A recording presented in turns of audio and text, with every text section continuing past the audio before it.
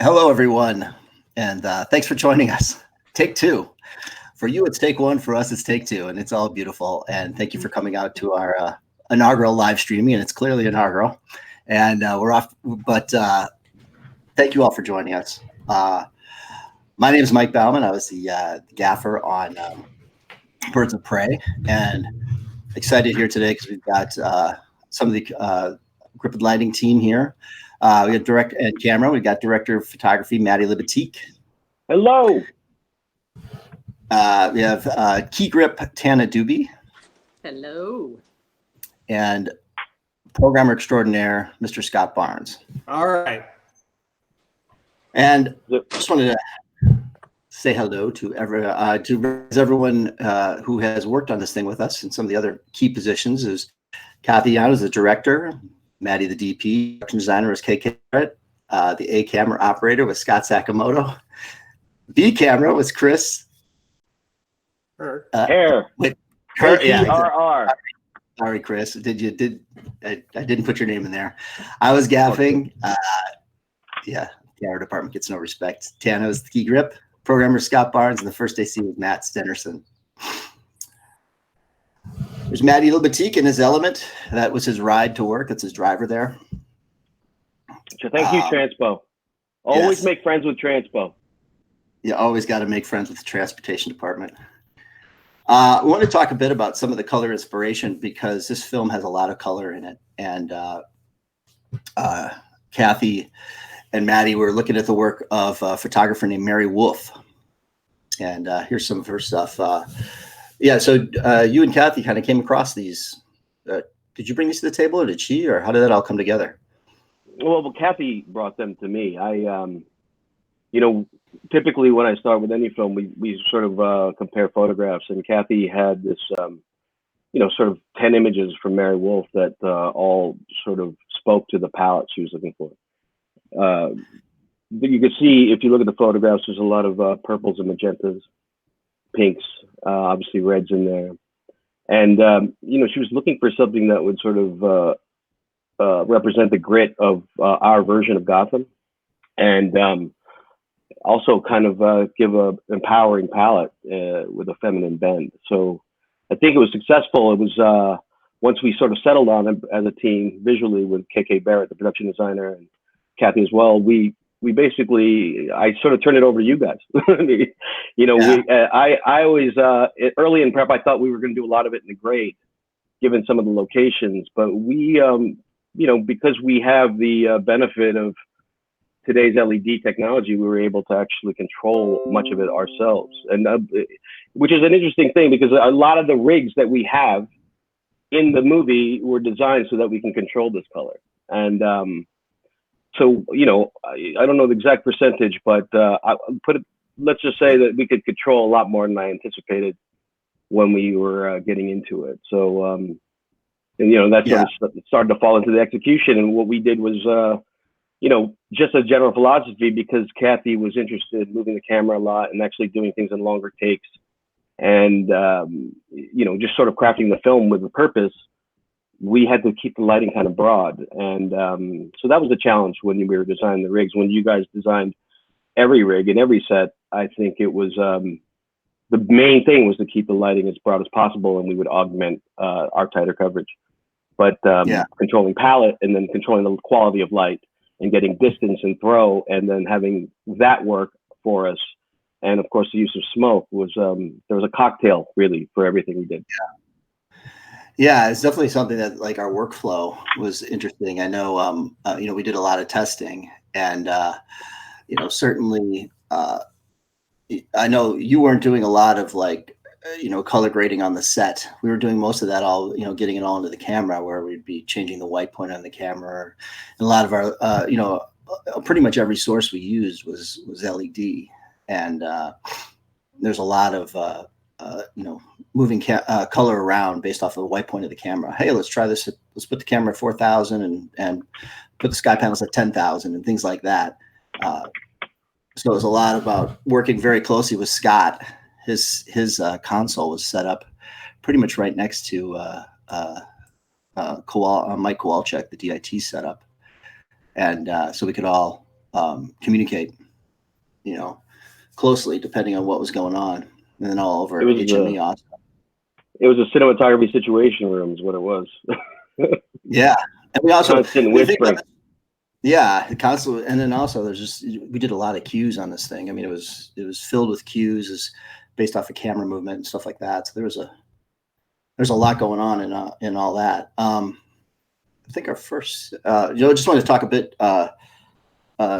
data and some of the networking we were doing on the show. I mean, it was all about nodes and data, and yes, sausage.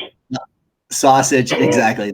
This is lighting sausage, folks. This is the ugly part that happens before it turns beautiful, and this is the running HogNet and FixtureNet networks throughout the entire set, and then stepping it out into DMX. That's some of the hardware that made the magic happen, and it got ugly at times, but it was you needed to have as much versatility as possible in our network, because we were adding a lot of new things, moving fixtures around, a lot of effects, a lot of multi-pixel type of sources. So there's a lot of network craziness going on, and we had a very good data team who was really had their hands full working with wired and wireless systems throughout the show. First set I want to talk about is the Black Mass Club, and this was KK coming out of the gate. This is the first set we shot in the film, and had a lot of interesting challenges to it. This was his conceptual art for the project. What I thought it was interesting is how with the walls, just to start with the walls, and the fact that he had that vacuum formed gold overlays on the walls, which was great texture. Throughout the entire thing, it was really clever. He did a great job of giving every angle, every frame that you set up in that space had a highlight and depth, because of how clever he was with the walls, I think, in that space. Yeah, tons of reflective surfaces, whether in the set decoration and in the floor. Really just lots to look at it, different directions. And this was some of, so we had the set and SketchUp that we could move around and find angles. And I know, you and Tana were always in there trying to, look at potential camera angles and what we had to have ready equipment wise for that. These are some of the screen grabs from some of the construction. KK had these two giant hands on set. Tana, did you ever know what the motivation was for the hands? I can't remember how those ended up there. I always thought it was a bit of a peekaboo, Oh yes, with the eyes. Yes. Yeah, because there's the eyes there. Yeah. And so just through SketchUp doing some different angles. It was a design thing, Mike. I think if you go forward to the end of the film into the Funhouse, I think the oversized feminine body parts was kind of a theme. Right. Yes. And those hands were the beginning of it, because that's where we started. Yeah. And I thought it was interesting too. That set actually is a good example for us, is we had to, in the screenplay, we had to deal with 3 different looks. So once our rig went in, we had to accommodate all of those things. We moved a few things. Like if you look at that light there, we actually had to get the right position for that thing. And we didn't know until we started to actually get to pre-light it, that we didn't quite have a light in the right place. But it was also because we were sharing space with so many other things, as I remember. And that light had to be placed there after the pre-rig. Yeah, because we did have 3 looks for this space. We shot it over, I think, over the course of 5 days. And it was, we had the performance lift with Black Canary on stage and all of that. Then we had the general club look. We actually had 4 looks, because then we had the interrogation scene that happens with her, with Roman Sionis. And then the Marilyn Monroe. Marilyn Monroe dream dance sequence. That's right. But what I always thought was great about how KK designed this is there was always something going on in the background to shoot into, and like even in the, and the rig had to have, we had to put one rig in that could work for all these different looks. That light right there, that was a P, what was it, a P10? The P10, right, Scott? Was that the P10? Yeah. Your mic is well, very good. Yeah. Yeah. P10. Yeah. Yeah. That was the first I'd time never we seen used that light P10. before. We never used it. I'd never used it before. That was the first time for me too. Why did we put it in Yeah. there? I mean, it worked great. But why Well, I mean, we tried it in our camera test, and it was just a nice punchy light. Yeah, that's right. And I remember it being a little noisy. That was the only one that Steve was upset about. But he it was never great. complains. And he never complains. Yes, he never complains. I thought we made a lot of decisions about a lot of things during the camera test. Camera tests seemed to be a lot of things were dealt with there that we pretty much ended up doing when we actually shot them. Well, but that's because we talked about it ad nauseum, because we that's the other thing. It's like for anybody who's trying to figure out how to take on their show, you got to get prepared for your test. Because if you don't prepare for your test, you're not going to do any research and development for what you're going to implement on the day. And then we work really hard. And we discuss. It's almost like we're prepping our tests as we're prepping the film, so that we could actually get valuable information from it. And a lot on this movie had to do with units and what kind of lights we're using. And a lot of new gear comes out constantly. Yeah. Look at the stuff. Yeah. Doing good on the test gives you a little rope to play with too. You know, you present yourself and you say, "Hey, man, we can do it." Well, plus it introduces other problems that we have to sort of solve from a grip standpoint, from an electric standpoint, from a camera standpoint. Yeah, there was a lot of good. Those tests were, generally testing is absolutely critical to, and on a film like this, it was even more so, just because we were trying to figure out things with color palette and workflow. I remember that a lot of interactive light. We had that. We had set up all those color forces on the stage for the test for the Lighthouse effect, and in fact, I think that was the camera test that they used for the initial trailer they released. I think it was when they pushed out a little pre-trailer. That's right. That teaser was camera test. Yeah, it's kind of weird. Because of the light cues. It's because of the light cues. Yeah, right. No, seriously. It was for those people who don't know out there, the four of us have worked together since probably the 90s. That seems like a long time ago. But I remember we did a film called The Number 23, directed by Joel Schumacher, and it was the first time we did a test where we were doing light cues for every actor. And back then it was variacs and switching things on and off. And there's a minimal dimmer board situations, but basically you're just dimming or a tungsten light and panning in an HMI. But now it's just evolved into this thing where we design a rig from different angles, different color. And then, Scott, what would you say? By the time we're done, we've done 22 cues. Oh, yeah, absolutely. You mean in a day? Oh, yeah. Well, on a shot, like by the time we start getting going on a test and we learn something, we see something we like, we end up changing that cue, naming that cue. And then by the time you're done, we've tested, maybe 22 different cues or 25 cues. Definitely. The actors have no idea when they walk in there. They go through that many lighting setups. Yeah, and it's definitely finding different qualities of light that work better for different actors. And it's like on the test, we're looking at like wardrobe options and props and things like this to see, does this color, like a lot of times the costume designer will be in there. Hey, this is, especially on this job, there's, you had a lot of there was such a wide variety of costumes for certain characters and just what's the material like, what's the reflectivity of the material, how dark is it, how light is it, all those kind of things, which are really, you want to get extensive testing is great for optimal success. Yeah. It also brings our department in line with, the people who've been there prepping the movie in their own way, between the production designer, the prop man, costume designer, all these people who've been prepping the movie in a different way from us, who've been there longer. They've been there longer than me. And it's the only time we all get to connect. And then after that, everybody goes their separate ways while we go into production. Yeah. Yeah. And it's the first time where you get all the ingredients that everyone's been working on in the test. You get all the ingredients that everybody's been working on, or the ideas, and you're making the cake for the first time. And it might not be the right cake, but you're getting something together in the chemicals and just seeing what happens. And, lot of times it works. Sometimes you're like, oh boy, that idea just did not work at all. And you can adjust. Sometimes and sometimes they whisper behind your back at the screening. Yeah, exactly. Hey, Jake, I think we could play our first clip,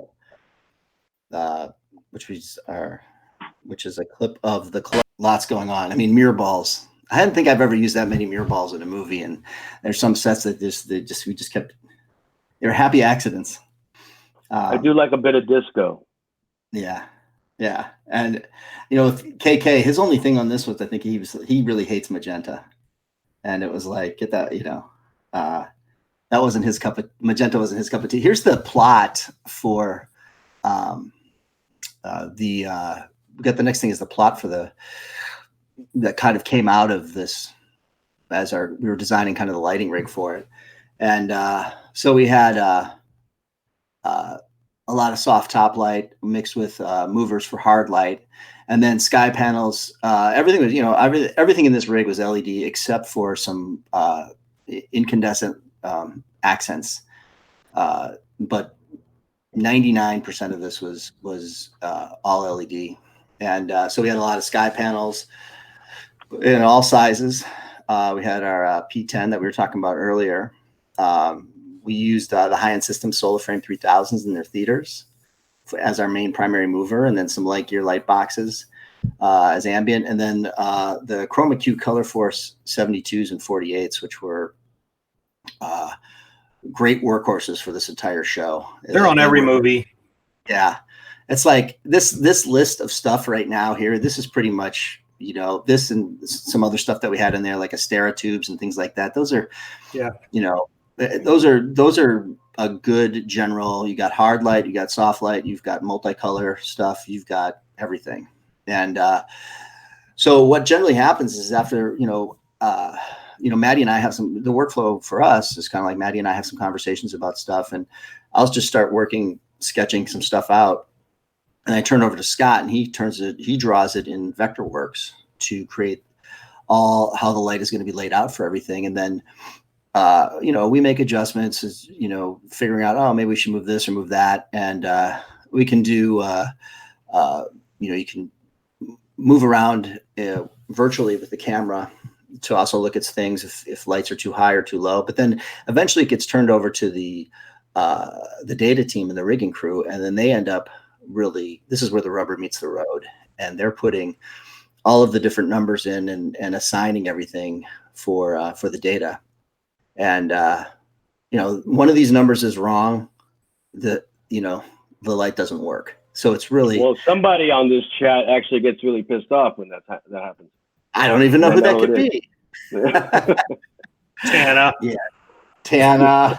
Tana gets upset when the numbering's wrong. Yeah, Jared Wellman and Jason Young and their team did a bang up job. I mean, the other step though that happens is that same. Once Barnes is done with it, we got to calculate weights, and we got to figure out the rigging of it. So Tana and Charlie Gilliran, our rigging grip, take it over and figure out how to implement it from a mechanical standpoint. But then I there's usually a thing that happens to me where I have to, maybe 2 days before the rig's done, I remember I should probably go check to make sure that crane shot's not going to be obstructed, or this is, and then usually I make people do work that they shouldn't have had to do if I just got there a week earlier. Yeah, well, it happens. I mean, and the other thing is like, look, this is the first set of the show, and this is the set that everybody has plenty of time to focus on because it's the first one of the movie. So lots of time. And I was actually, in hindsight, it was a good call that this was the first set because there's so many little details to it that the fixtures department did. And just to kind of break down that, yeah. And I was gonna say that just to break down, kind of some of the hierarchy. So there's obviously cinematographer, myself, the gaffer, and the key grip. We work together under him with the first AC and the rest of the camera department. And then Scott, the programmer, he works in the lighting department. He does all the plotting and all that. And then we also have we have a rigging crew, which is a rigging grip, and a rigging gaffer in their team. So they're basically putting everything ahead of us and pulling it out behind us. And within them, they have like a data team. There's a fixtures team, which will show some of their work later. And all of these, this is all part of the you know, the entire grip and lighting experience. And it's a lot. There's a lot going on, and like Matty had said earlier, on a rig like this, you have to figure out weight calculations, and there's just there's a ton. So we started with this when they were still building the set, putting in because things had to go in. It's kind of like building a sandwich. I think that's the phrase you used, Tana.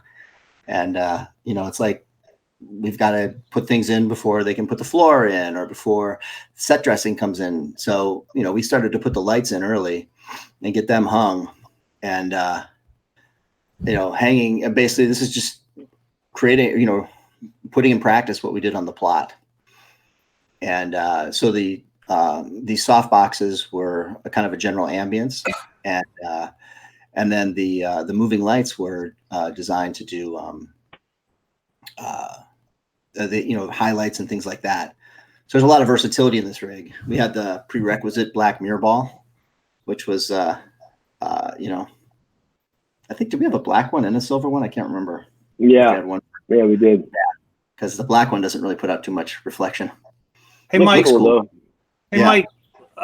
I'm just going to chime in because I saw some of the questions that people were supposed to about the plotting and stuff. So the workflow, for those who are interested, the workflow is, like Mike said, we chicken scratch notes between Mike and Matty and Tana. That comes to me. I'll take it into Vectorworks. I work with them and art department. So I get drawings and models and stuff from art department, and I take everything and put it in Vectorworks. Usually I'll redraw everything. And then depending on how much time I have will vary as far as how much detail I put into it. This set obviously was the first one that we did, so I had a lot of time to put a lot of detail into it. And then those plots will, like via some sort of thing like Slack or whatever, we'll send back to Matty and Mike and Tana. They'll all review it. Notes will come back. I'll make changes and stuff. Once we kind of got all that down, then the plot is shared. We use project sharing on Vectorworks, and that is shared with Jared and his guys, and they will start working out numbering as far as data, as far as actual rigging plots go. But then the other thing that the plots are used for, not only just for rigging plots, is for fixtures, for fixture plotting, and then also those final plots will go back to Matty and Mike to have on set so they can call out numbers. So the plots, they go off on a lot of different paths. They're communicating for rigging, they're communicating for fixtures, they're communicating for just generic call outs for when we start shooting. So that's sort of the workflow. Yeah, that's and it is that's tried and true over years of refining it, because the creative decisions want to pass. You want to make sure they're being distributed properly, because you also, especially on a project like this, in a lot of these larger movies, you're dealing with a second unit, you might be dealing with a visual effects unit, you might be dealing with splinter units, and so these are folks who just might be coming in for a week or something to do to finish up some stuff on a set that we had shot and we had to go because of schedule. And so it's really important that they can just walk into an environment and here's the notes, here's how it is, and we've got visual continuity across the board for everyone. So that's a lot, communicating with second unit and things like that. There's a lot of the moving parts to it.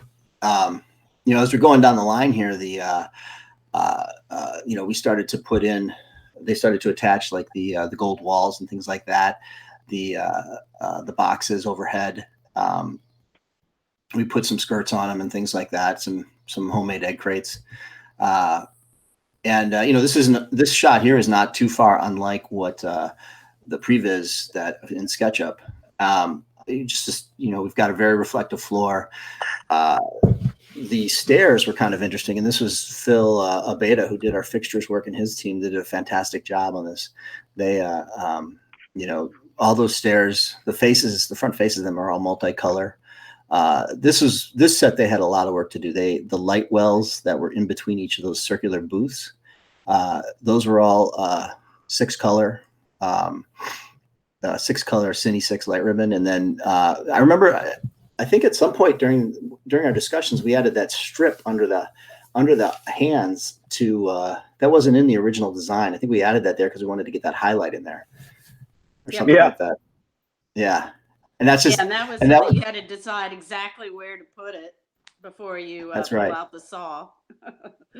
That's right. And, you know, the stage had a lot of stuff that had to go on.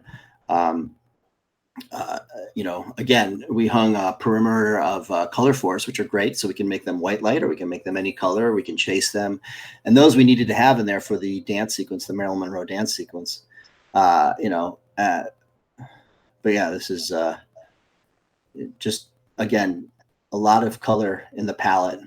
And so, and then I think we did at least one day of pre-lighting in here, maybe a little bit more. I mean, We did but one again, day. yeah, we have the I have some, luxury of, yeah, go ahead. no, I just have some really bad pictures of it because I think we had some stand-ins in and we were pre-lighting it. It was like, again, it was like probably the most prepared we were on the whole show because it was up first. Yep.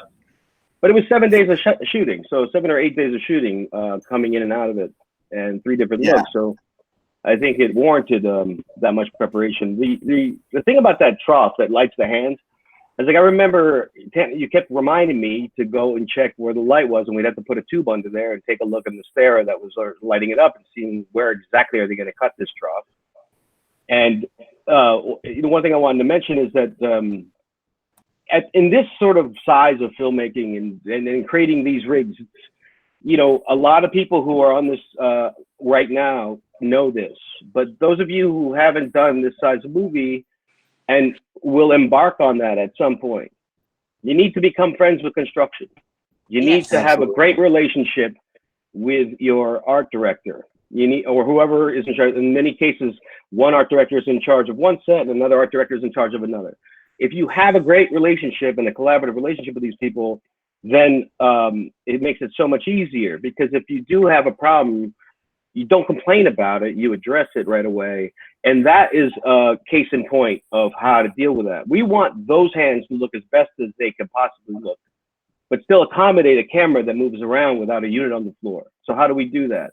We had to cut a trough into their set, but I believe, Tana, correct me if I'm wrong, we decided to use Milkplex, but use N6 or N9 so that when the light was off, you wouldn't really see it.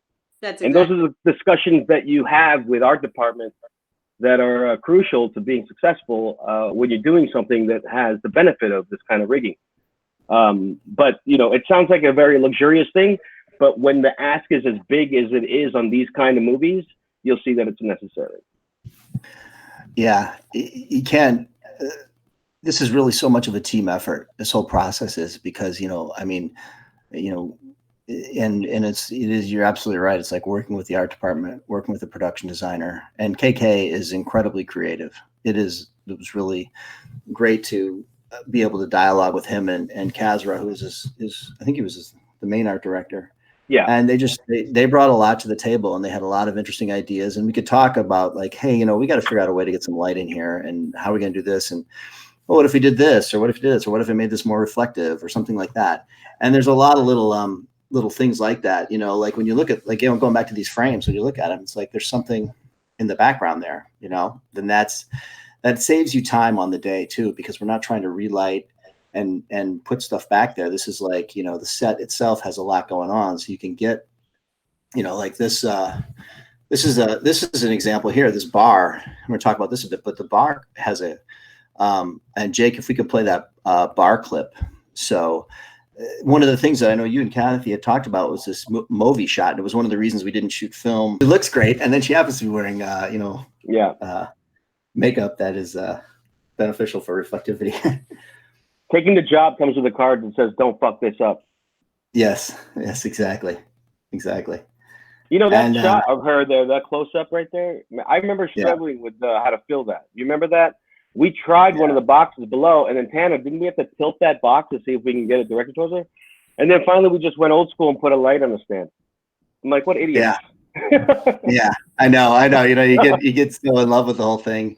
And but like this, yeah, exactly. So, like, you know, the bar here, just to go back to the bar shot, the bar has LED, you know, around the perimeter. And then you've got stuff, we have these RGB daylight little pucks inside there that we just moved around as necessary, and then lit shelving. So with the back wall from below being lit also. And so there's just a ton of stuff. So this, like you're talking about, this close up here. I mean, our hardest struggle is figuring out how to fill her, because the background already had, like, there's stuff going on and things like that. And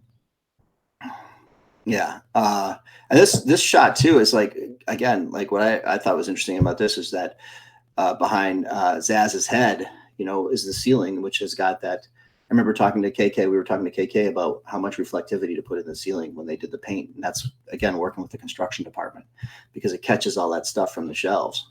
And, there's highlights back there. And then there's a practical that's out of focus right above his head there, which was built into the set also. I think play the clip. On-set painters. And then, she she put the puke in her mouth. And so that when she could turn around and enters frame and then throws up in this lady's purse. And we did like 15 takes or something of that. I mean, it was a lot going on. Maybe more. Yeah. And maybe more. Yeah. There was two good ones. I remember 2 good takes out of that. Yeah. And when you look at like this is here, this is working with the fixtures department, like this light source that's coming from below on her, let's see, hopefully, is let's see. The light source. Talking about the statue? Yeah, at the statue. That's that was a custom thing that the fixtures department has going on. I mean, Tana, when you guys were doing this, what when you guys were, I guess Matty and Tana, this is kind of a question for you, like designing the shot, because there's Willie in the background, the guy, who's handed the movie, but this was all movie, right? All movie. Oh, actually, is anybody over there? I think it might have been the Ronin. It was a Ronin, Matty. It was a Ronin. I think we were in Ronin mode then. It was a Ronin, and it was it was a Mini, Alexa Mini. And I think there was, I'm trying to count one. Okay, there's a handoff off the bar, across the bar. There's another handoff over the booth. And what we're looking at right now, there's a handoff as we pass the statue to Willie here. That's our third handoff.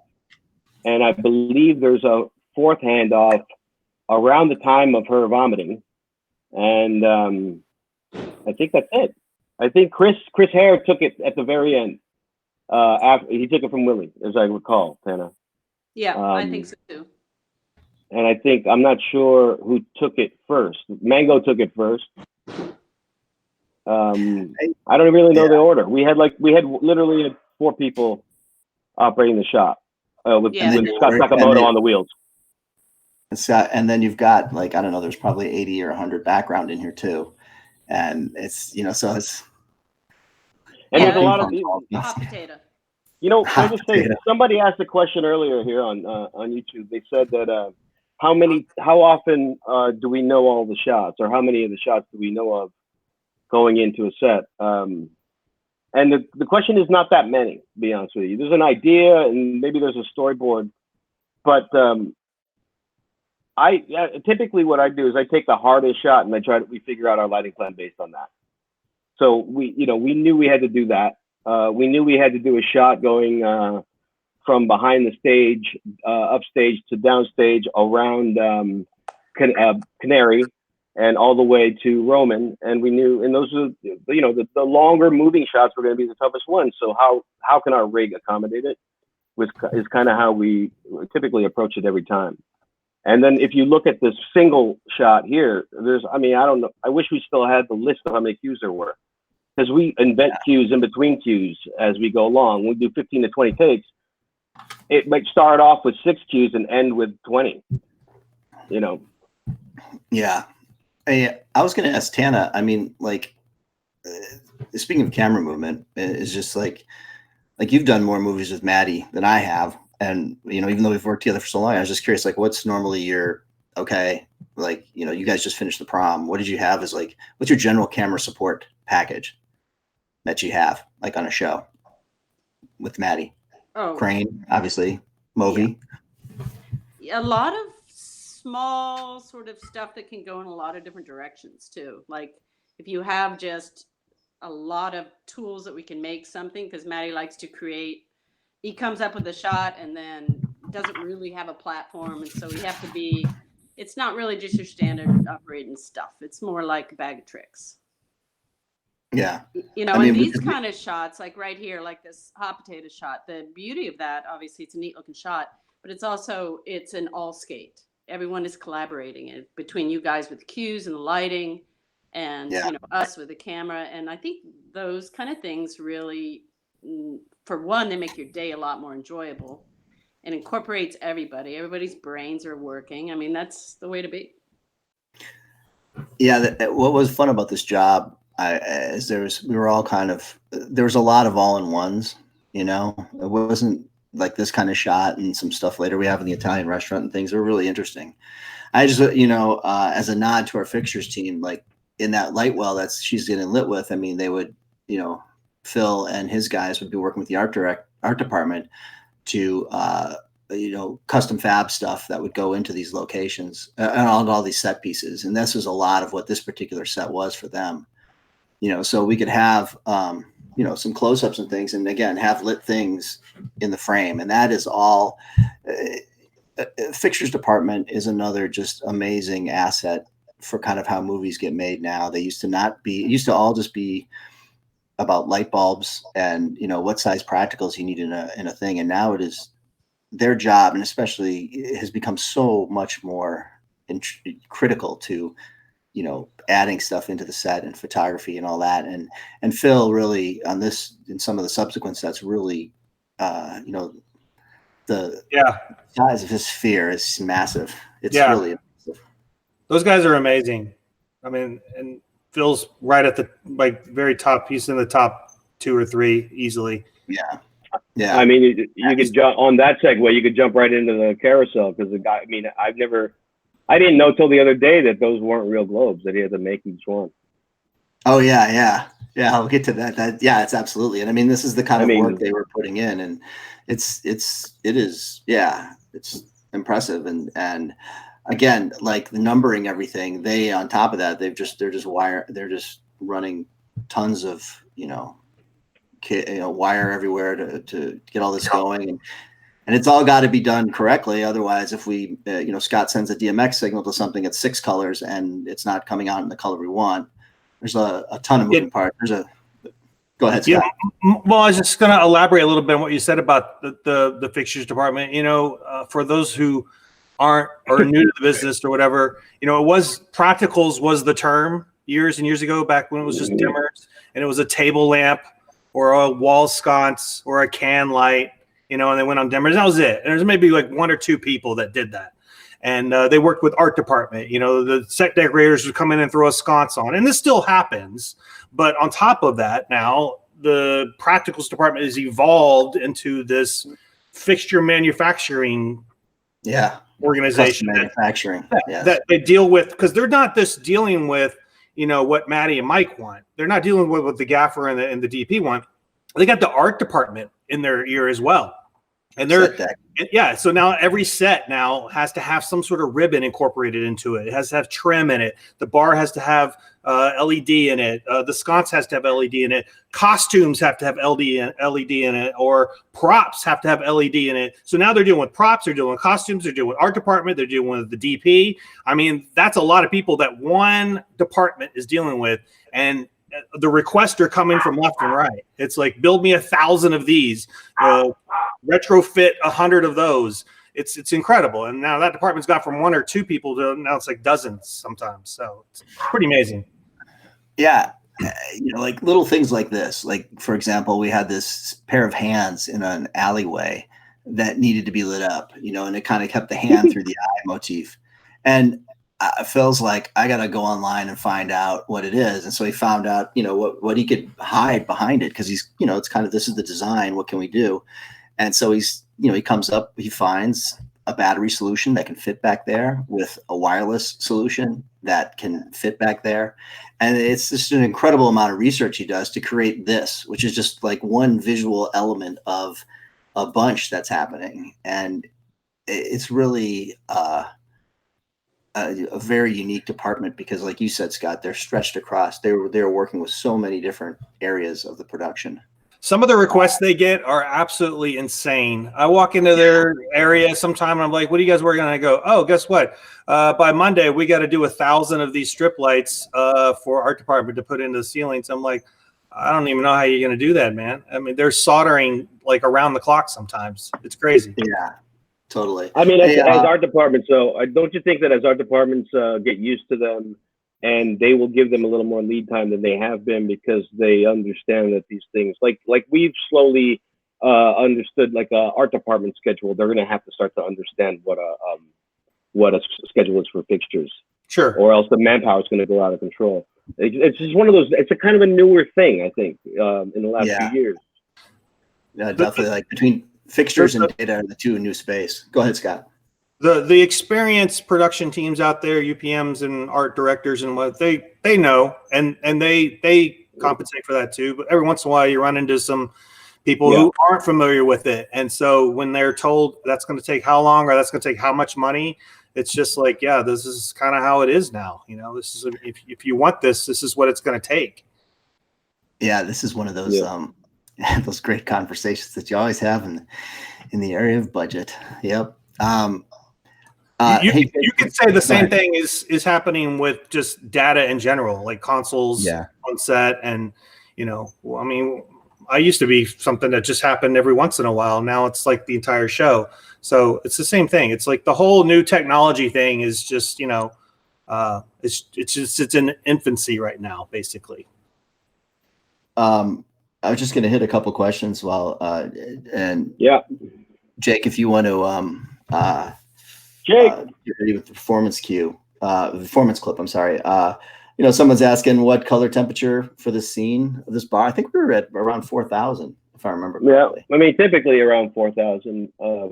On the camera. On this film, 4,000 always allowed us to, run very cold color temperatures and very warm color temperatures and have them actually have some color separation. So somewhere 4,000, 4,500. Well, it's a good question. Okay. About talking about the color coming, because we have so much LED color options.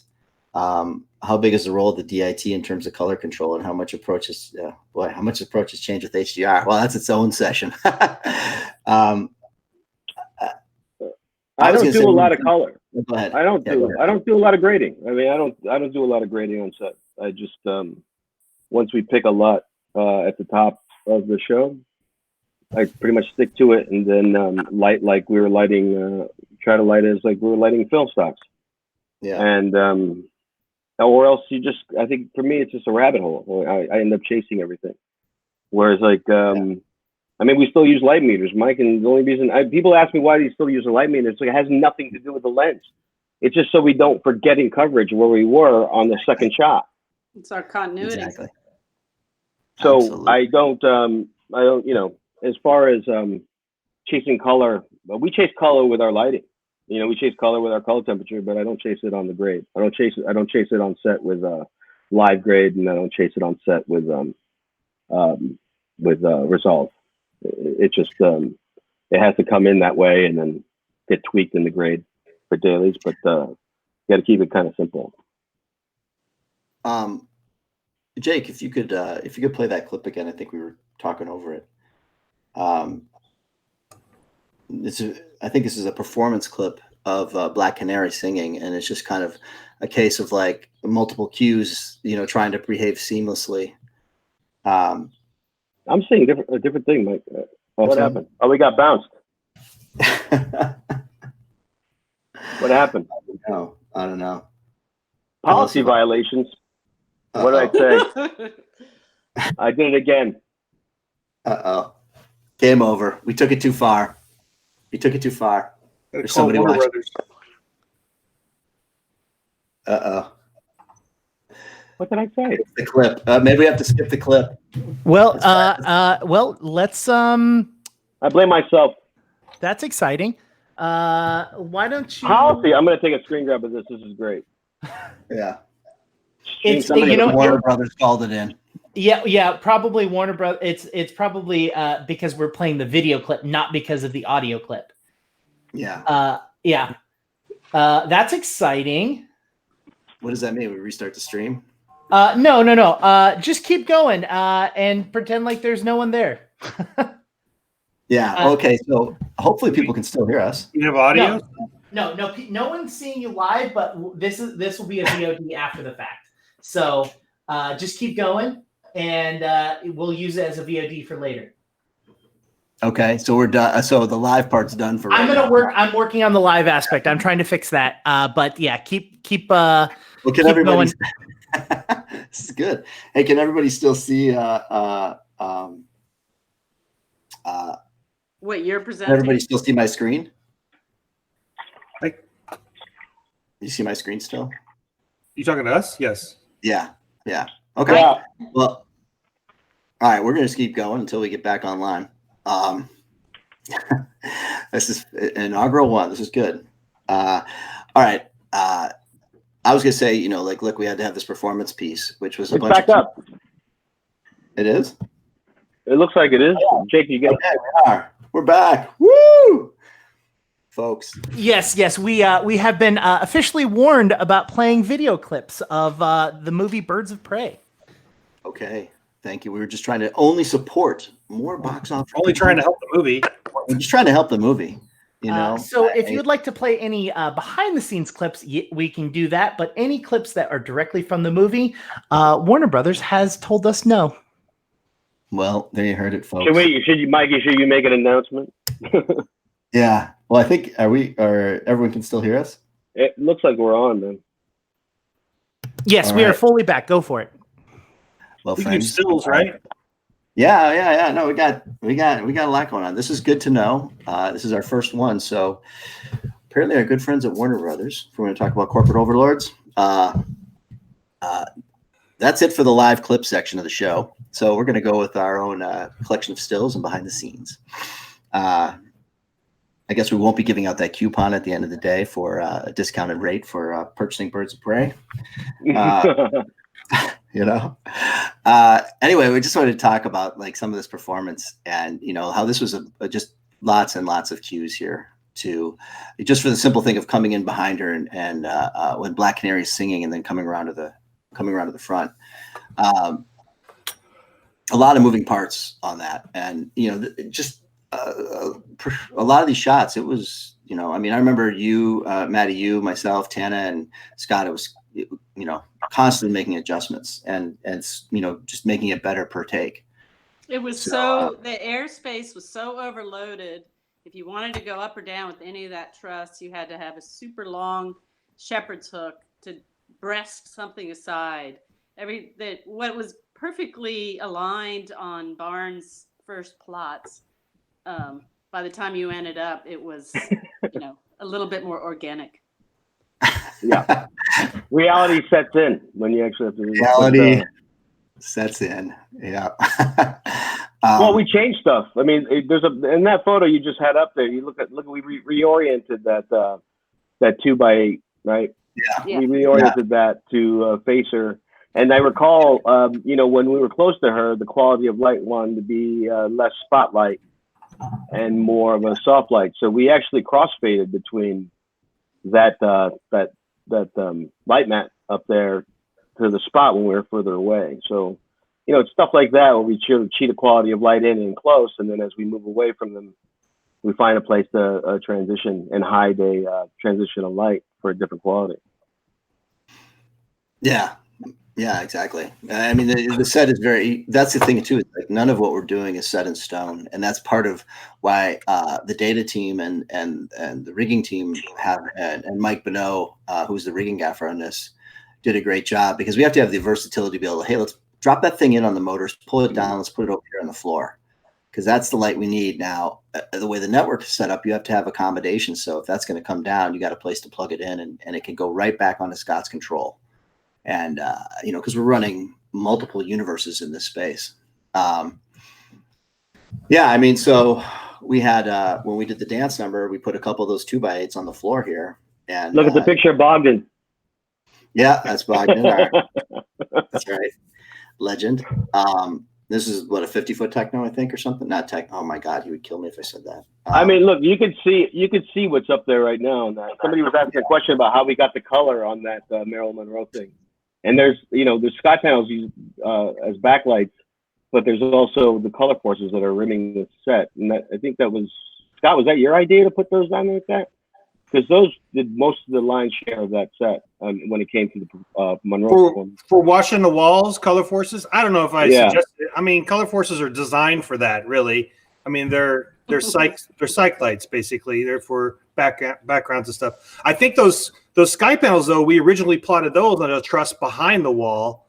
And I think at one point while we were filming, you wanted them closer to be more down. And also I think maybe brighter. Was that another reason? So we ended up moving them. They're actually rigged to the front face of the truss that the color forces are on. I believe that's right. Yeah, no, that's correct. That for an area of that set that has no reflective walls, was really a box. There was it was very labor intensive.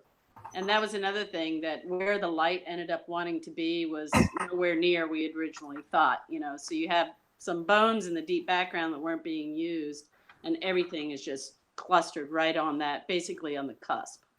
Well, you can see how they're all focused, right? And there's two of them on. We basically, didn't we put crates on all of them?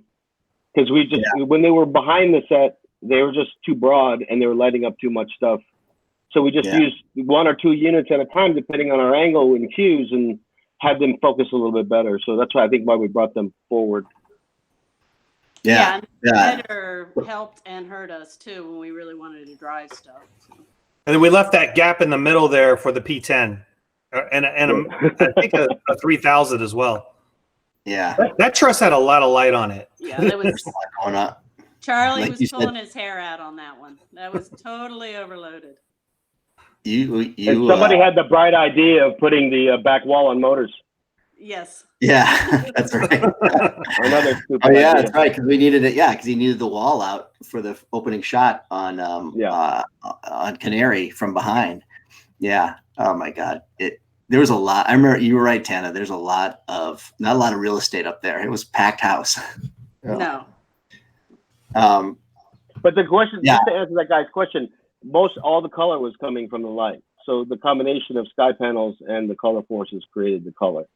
I mean, working at a color like red, I mean, there's not going to be a lot of variation in between the quality of the LEDs, but well, the wall was painted red too. That kind of made it hard to use other colors. Very true. KK.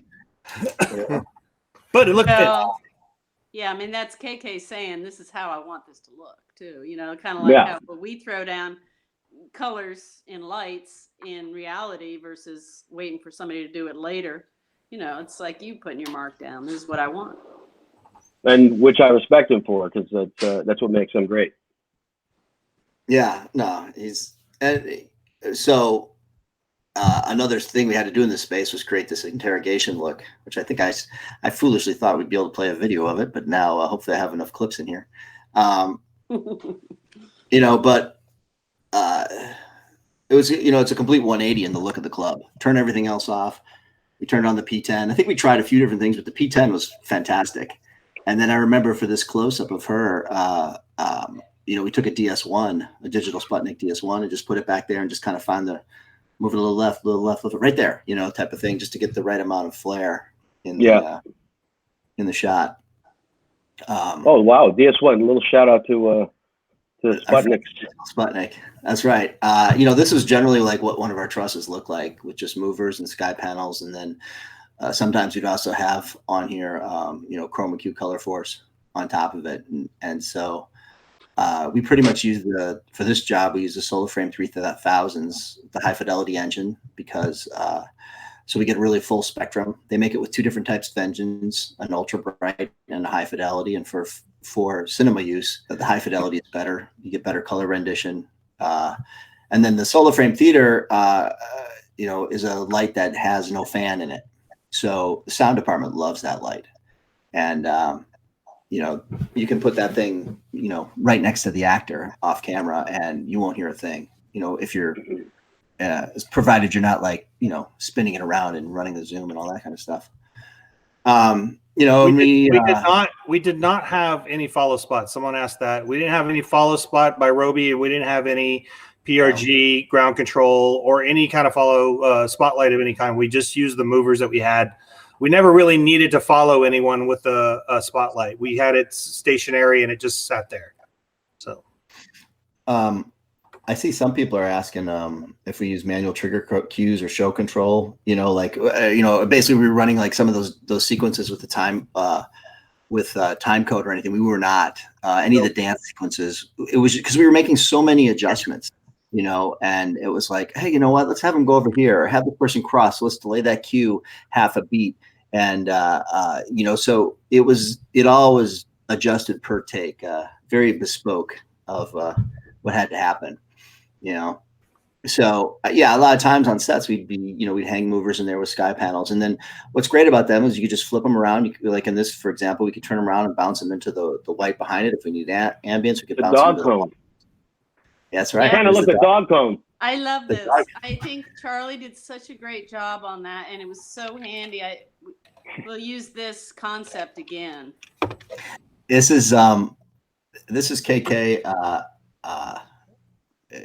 KK working his magic, and coming up with interesting ideas that make challenges for all of us, which is great, and it's fun, But a lot of times, you're not going to, because one of the things that is also nice about moving lights is you're not investing in green beds, which is normally, walkways in a stage that you hang, so people can walk around up there and adjust lights and get to them.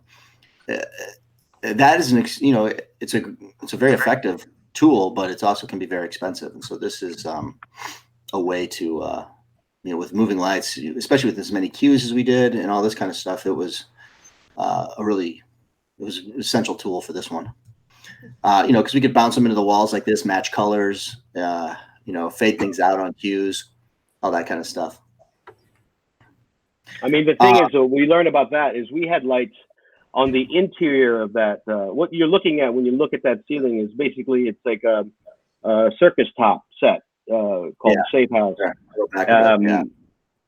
And you're seeing, I don't remember the diffusion, Tana, but we basically, like, how do we get soft light in there? Obviously those units are pretty, everything that you're seeing in the shot there are so close to the subject, they would never work photographically. But the bounce afforded us the ability to use, have like two movers pre-focused in one spot and two movers focused in another, and then Scott would just run a cue at the appropriate time in the scene to crossfade between the two. But then we also had the added value of actually having stuff all around that cone, the dog cone as we call it, and then we were able to change the quality of light to feel even more ambient if need be. So it was just an effort. That the whole thing was just an effort to try to cheat the quality of light to be more ambient and not so obvious. Yeah. What's the beauty of some materials too, that you can shoot through them and use them as bounce, like magic. Was that magic cloth? A lot of magic cloth. Yeah. The thing about this rig too, we had so much going on in this thing. And I know Scott certainly with programming it was, because this, we're going to talk about it a little later. It's in the presentation. KK, again, this was after the gnashing of teeth of the idea. It was great, which is, we had like 4 different set elements between exterior location and stuff on stage, and that are all part of the last third of the movie where she's, where they're hanging out in the safe house and stuff like this. And KK had I thought you said it was KK, Matty, the idea of a lighthouse and this lighting effect that would tie in to all these sets. So we always kind of knew there was a progression of this. And, but we had to figure out ways at what the quality of the light is and how it would work through all these different set elements. And that was an interesting set of challenges, because like this set especially, I mean, the way, because we had these movers inside, we had movers outside shooting through this diffusion, and just how it would move depending on what our angle was, what the action was. And I mean, Scott, the programming on this was like, it's pretty wild. You had your hands full. Yeah, it was tricky. One thing, there was a common element that the Lighthouse gag was something that we did on various sets in various ways. Sometimes we use just movers, sometimes we use color forces. This set we use movers and sky panels. So there's yeah, it was a tricky one. It was fun though. The thing about doing gags on film is you do cues and effects and stuff for a stage thing. It's going to never change. It's going to be that every time you shoot that song or that performance or whatever like that. For film though, it's all about the camera angle. So what you do for one camera angle might have to change dramatically for another. And so as far as console workflow, I have to program in a way where I can make those changes quickly so Matty doesn't have to wait. So I have to think in terms of not just what's the best way to do it, but what's the one that gives you the most options for changes. So I do a lot of pixel mapping, or I create effects that are easily editable so that I can make those changes. Because for this particular thing, the sky panel gag was one thing. It was like an ambient effect going across. And sometimes it was 12 of them, sometimes it was 20 of them, sometimes it was just 6 of them, depending upon what shot we did. And then the movers would just trade off and sweep through windows. So one would hit a window, and then the timing would be another one hit another window, and so forth. But there again, depending upon the shot the angle we were shooting, it may not be that window. The camera might be next to that window, so Matty doesn't want to have that window going through at all. He just wants the ones that are in frame. And then to top it all off, you have bounces that are happening as well, just to help accent the amount of light that's coming in and out. So yeah, it was a really tricky one, but it worked well. I think it worked well.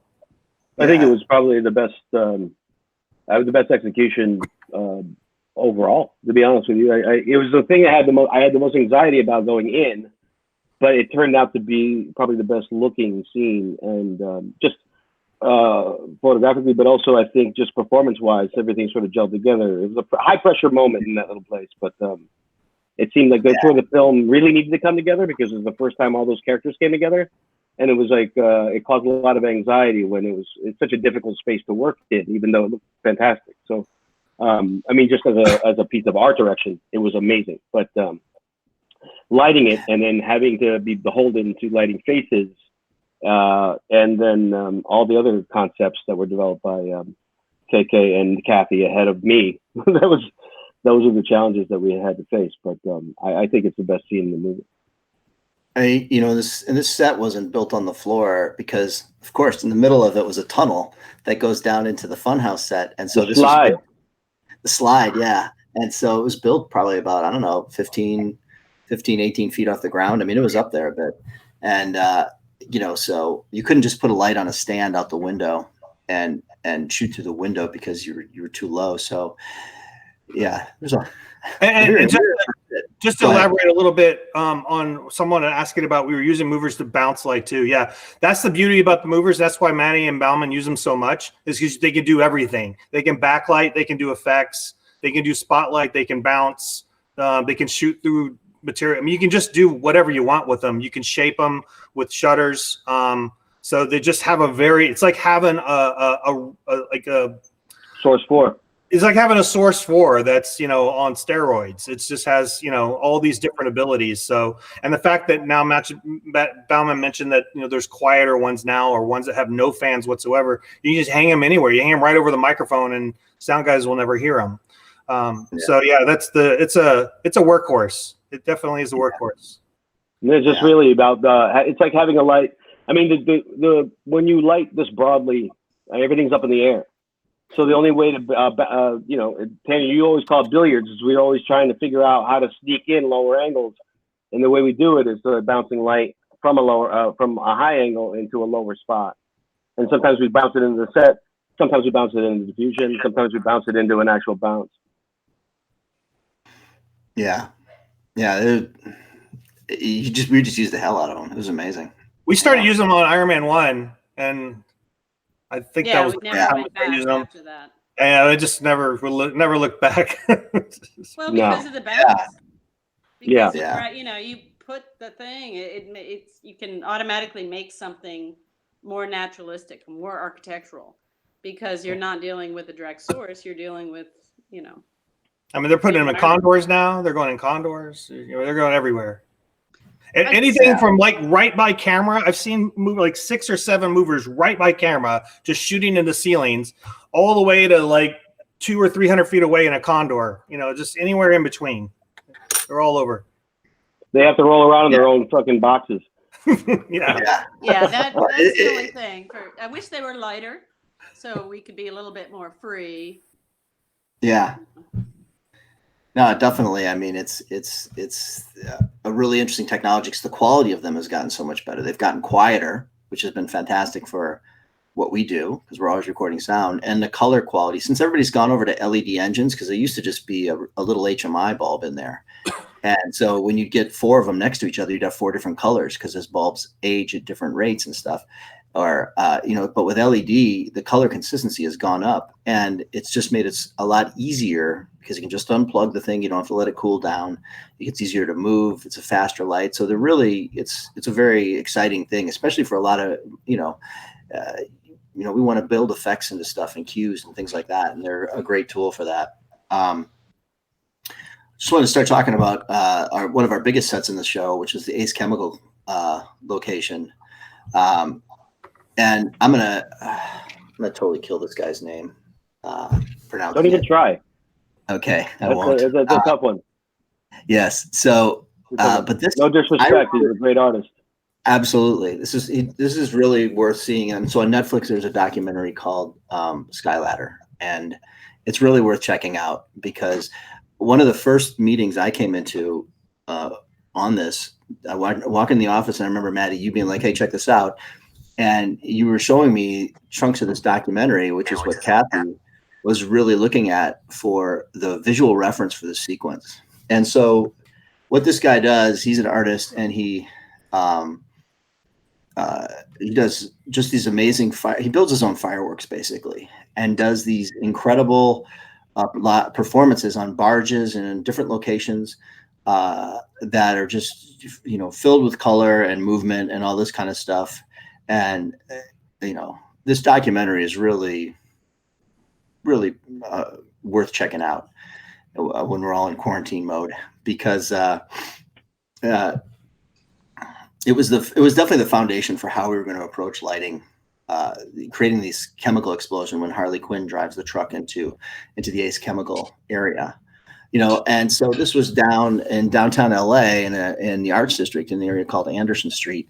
And what this is kind of a map of how far we were going. It was about an 8-block, maybe it was a little longer, 8-block run, with a lot of, this was we were shooting at night, and this was an active working warehouse space during the day. Just we were down there scouting, and I was like, oh my God, we're going to get killed because there were trucks racing by us. It's just a lot of activity going on during the day. And so the rigging crew had to, rig this during the day and figure out how to network it and all this stuff. And so we had condors spread around, and the idea behind it was that, Harley steals a truck and drives it into Ace Chemicals, and it explodes, and the light from this explosion just carries down all the way, down the street.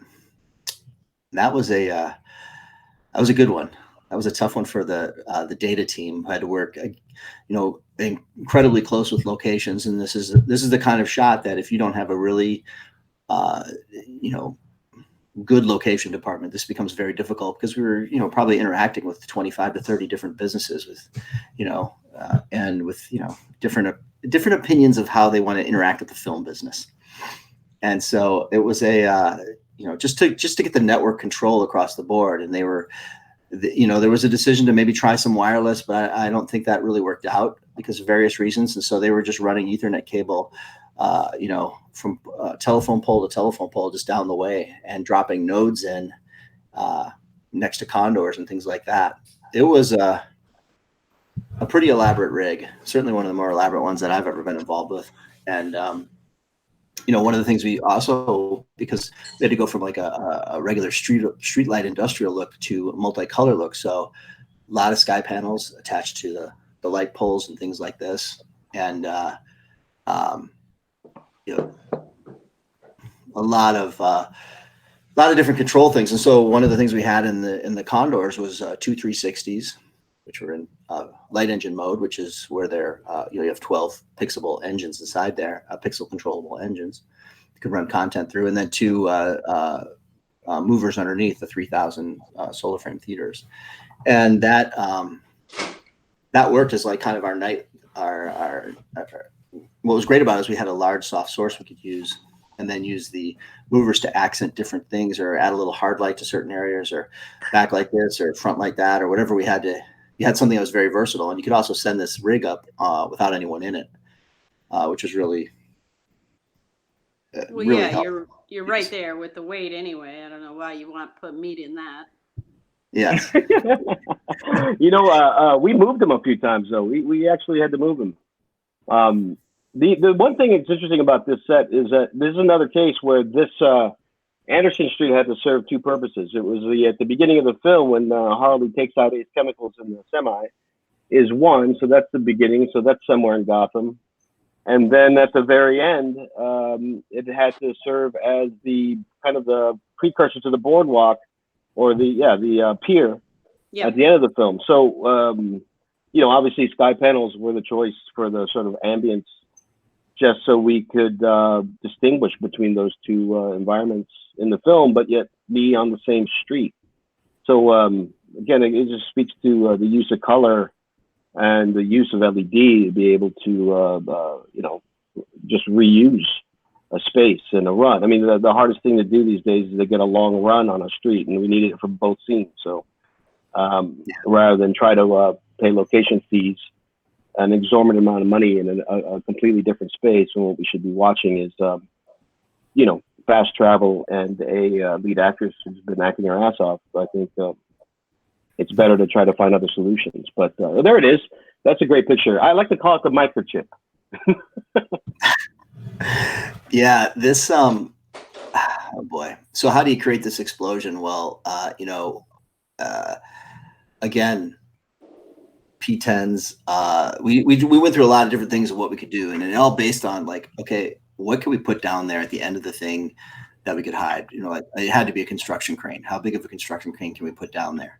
And so and then it had to serve all these purposes. It had to be a general ambient light. Then it had to go completely crazy and throw in all these colors and stuff. And this is where the chroma key, color force, the color force 2s in particular paid off like crazy. Those and the P10s were fantastic for this.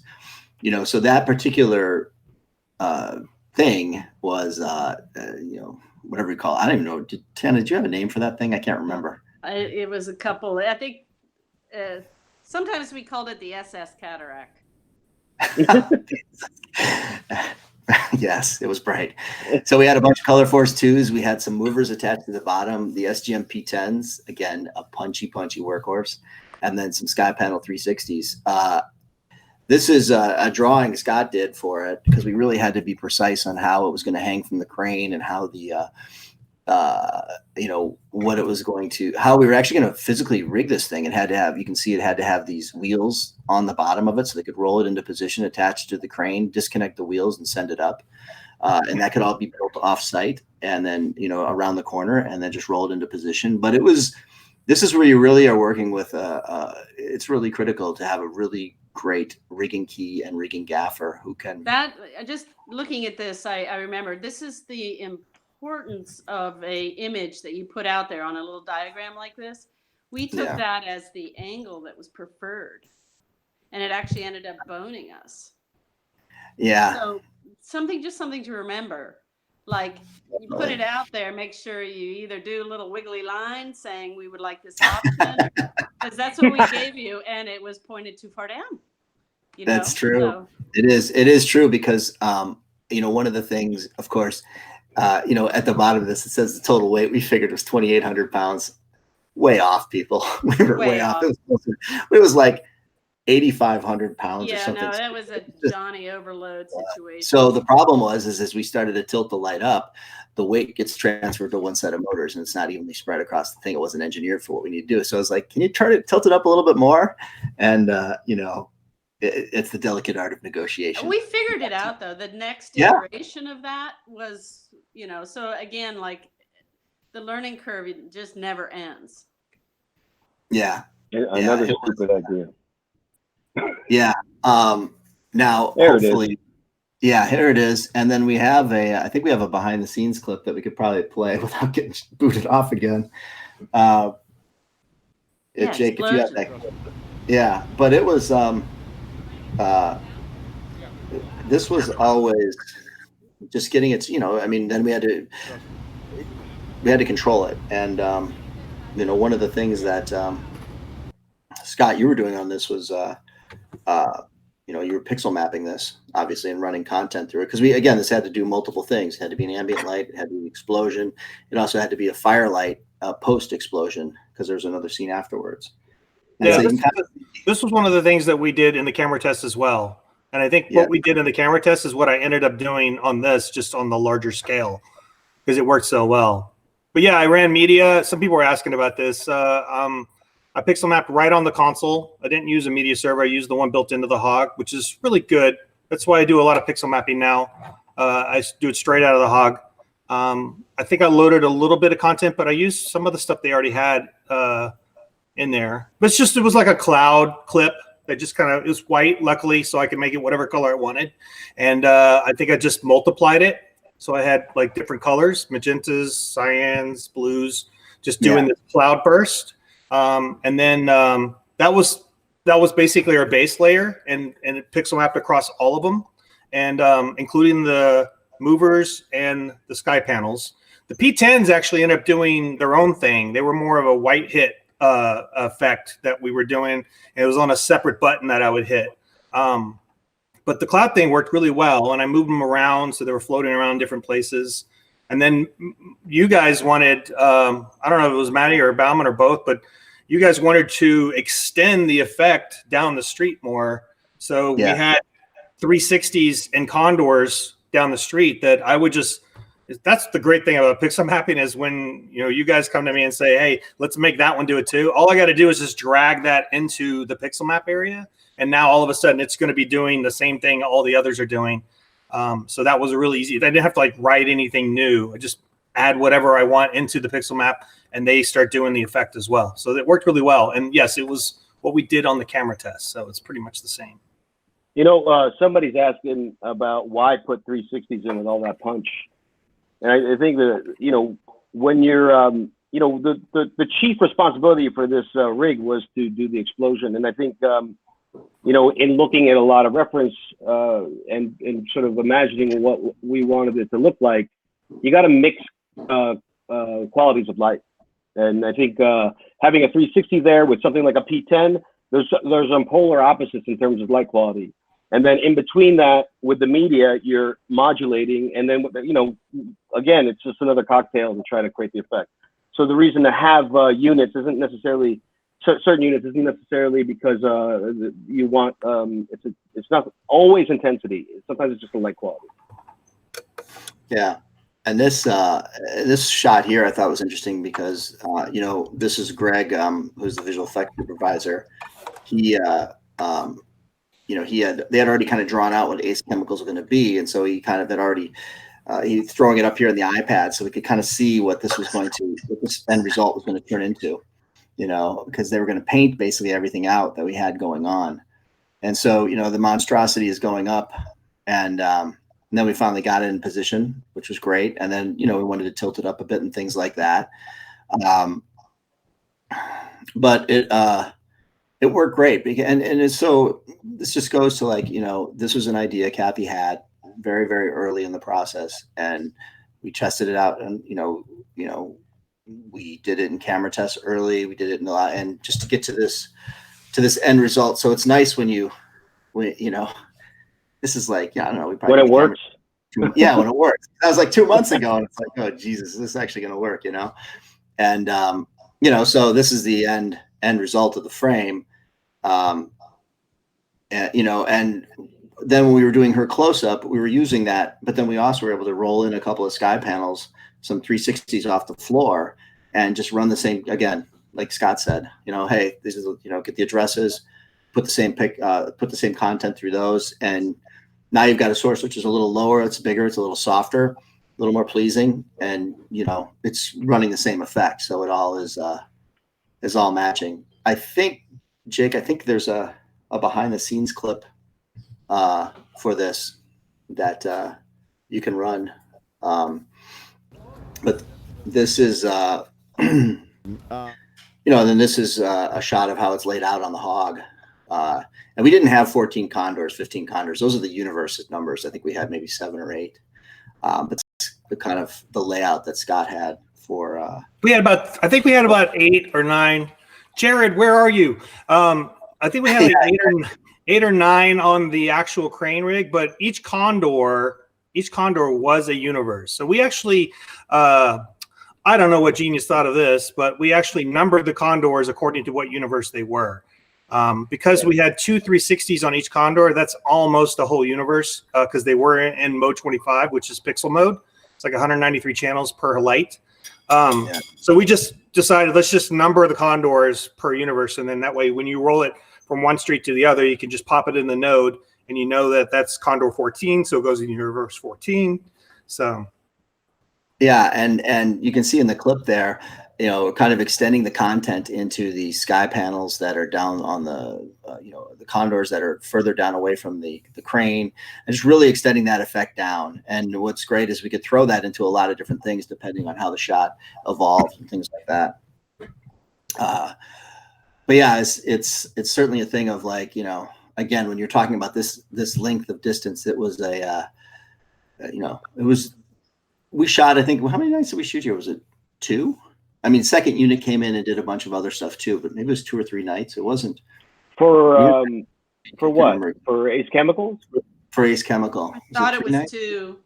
That Yeah, was 2 2. for Ace Chemicals, and it was another. And then the Rosy Night and all that was additional. Yeah. It was like 2.5. Yeah. To be honest. It wasn't a lot for us, hey, that image, Mike, that you're showing right there. So we did not use fiber on this, even though it was like 8 or 9 blocks. It was Cat 6 all over the place. The data team did an awesome job. They ran data for hog, and then they ran data. I mean, not data, but Ethernet for hog, and they ran Ethernet run for all the streaming ACN, or did we use ArtNet? I don't remember. I can't remember what we used. But we had nodes. I think all those red boxes you see there are nodes, and then we just ran a whole bunch. Just not very many people know this. Some of you guys do know, but I don't. The console I'm using on set, and as you could see from earlier, I'm right by Matty usually most of the time. If I'm not, he's going to yell at me.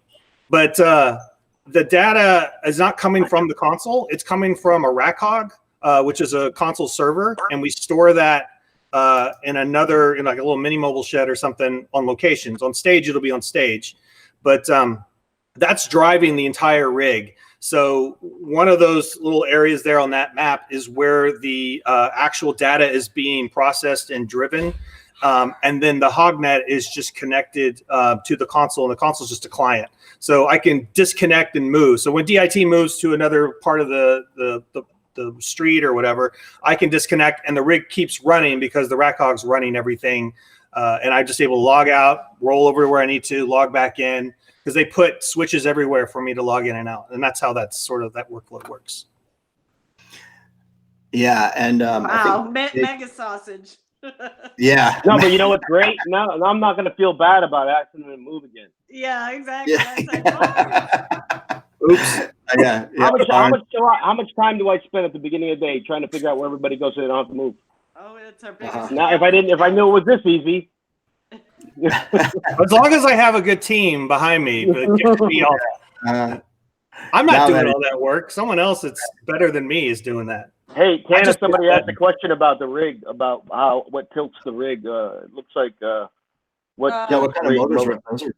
Do you know? Yeah, I mean, sure, they were 1 tons and a bunch of them. Yeah, I can't remember exactly, but I do know that we had the next time we did that rig, we did a flow through so that the weight could you could do more and still spread the weight.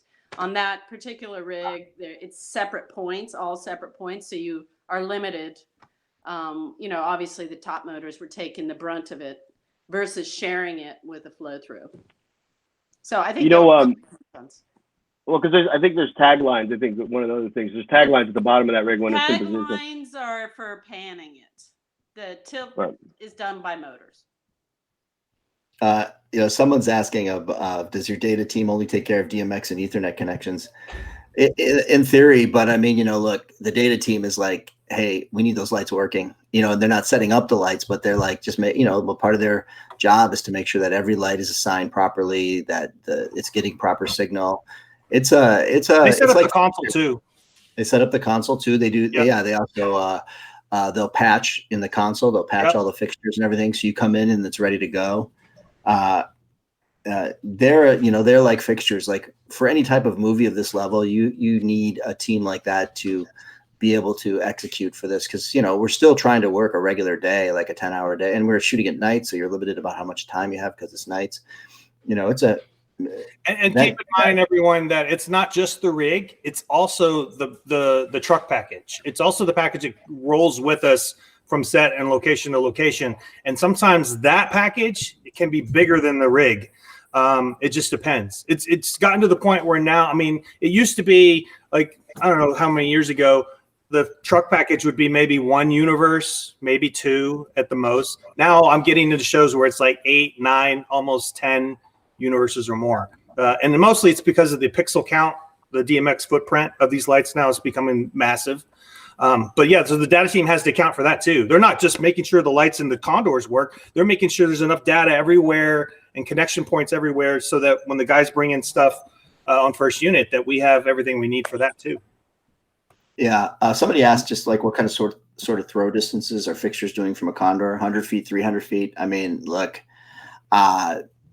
it depends what you're putting in there. I mean, it can be, 500 feet. It can be longer than that. It really depends, you know, what you're trying to get out of it. Generally, everything here was throwing at least 300 feet, 300 to 500. And we had, I don't think we were ever really struggling ever for light. I mean, certainly the stuff in the crane was throwing, I don't know, 1,500 feet or something.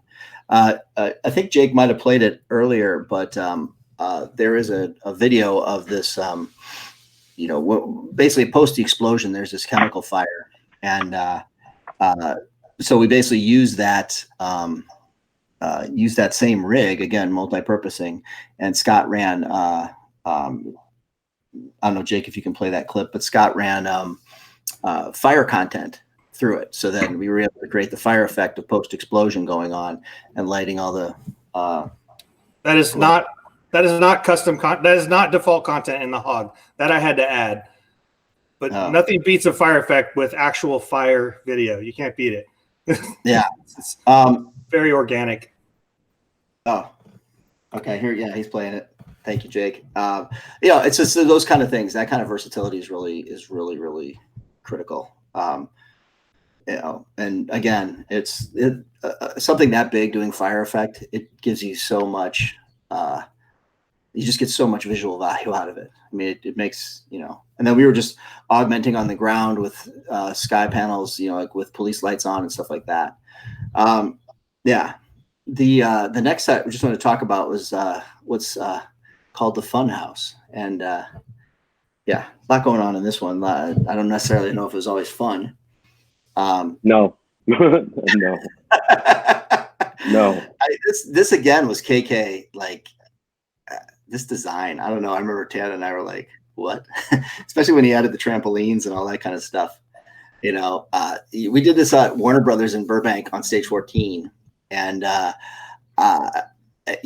it started as a, it started as like this, just evolving concept. I mean, he had a good idea for it, but there's a lot of it about how we're going to do it in the size of this stage. I remember that. And so, it was just some of the most unusual set I've ever seen, Well, it wasn't defined by walls. So that was an interesting thing.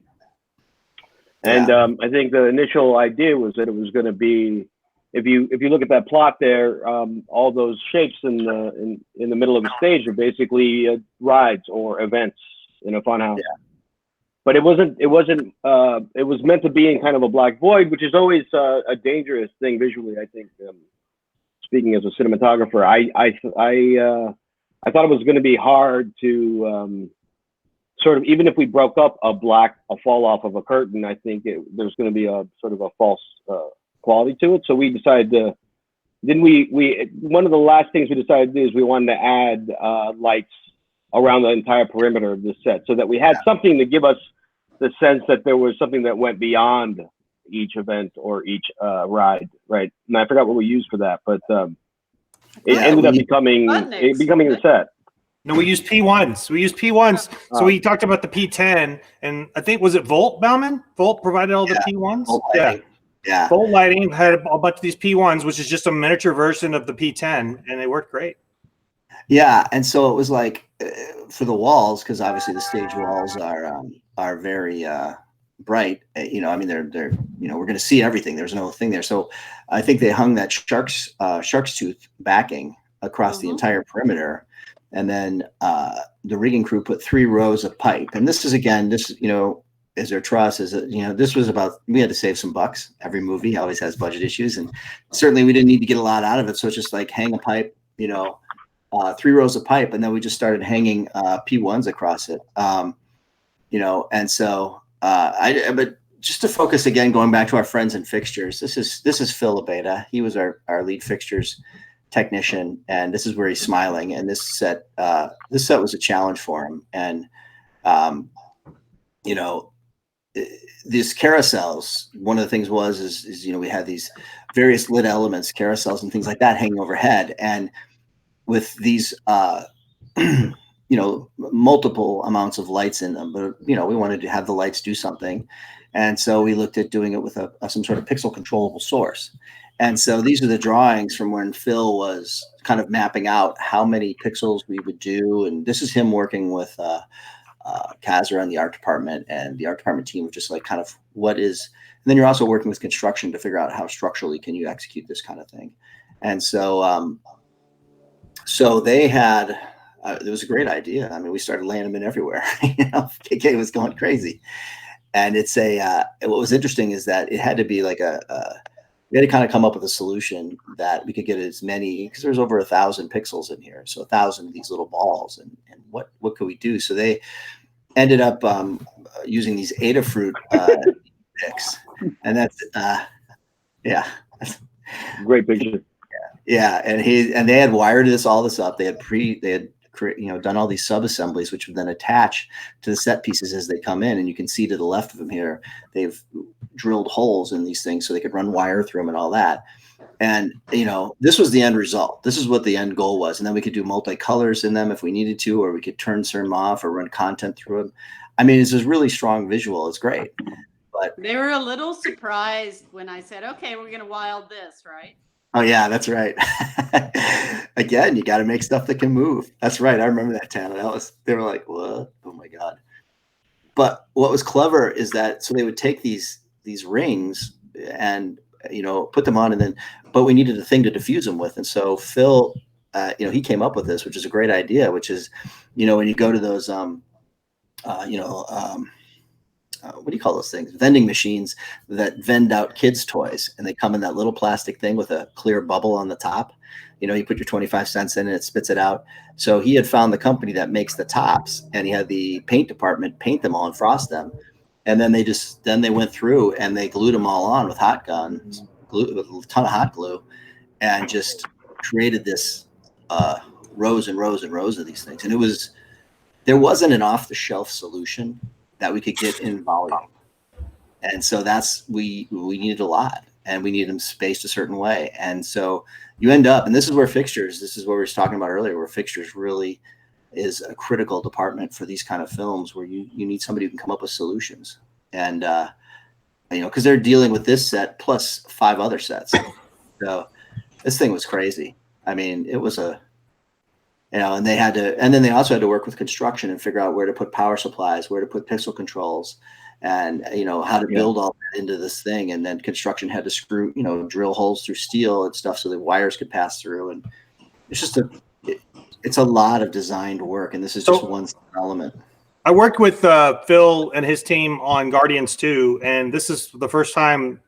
Guardians 2 was the first time we used these rings. I think we used RGB ones for that, though. These ones had a white as well, I believe. And on Guardians, we actually controlled the individual pixels of each ring, and we had a whole bunch of them. On this one, because we were putting them in the cap, the diffuser, we didn't really need control of every pixel. So Phil came up with he had the software that comes with the controller for it that they used, and I don't know what it is. Maybe he'll write it out on the chat.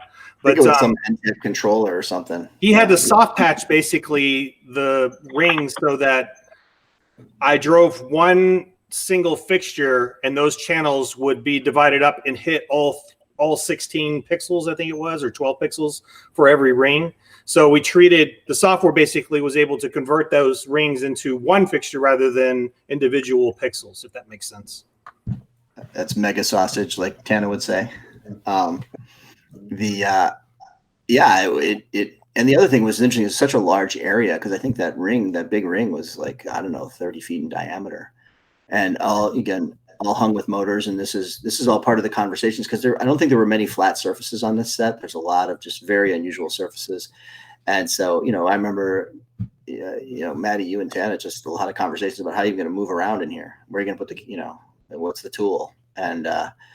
But what was nice about these rings is there was definitely a very soft ambience they could provide. But there was a lot going on there. I mean, it was, and then with adding like a reflective floor and stuff, it was pretty cool. It was just, yeah. And all of that stuff was pixel mapped. Yeah. And somebody's asking, somebody had asked, what was it here?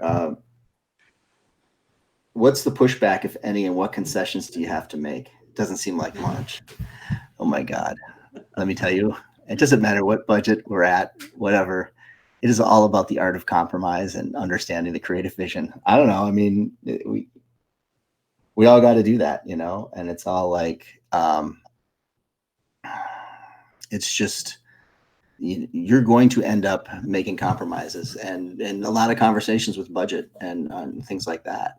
So yeah, I mean, it's a doozy, but we definitely are making, like Tana, I don't know how many times we were in there talking to Sue McNamara, who's the line producer, and she was the UPM, and Hans, who's the line producer, just about like, how do we approach this? How do we do this? This is, never ending conversation. Yeah. So a lot of stuff happening on this thing, no doubt. There's mango. Yeah, exactly. But again, there's probably a good 7-8 minutes of the movie with all this stuff in here. And just to clarify on some of these images, all of those lights worked.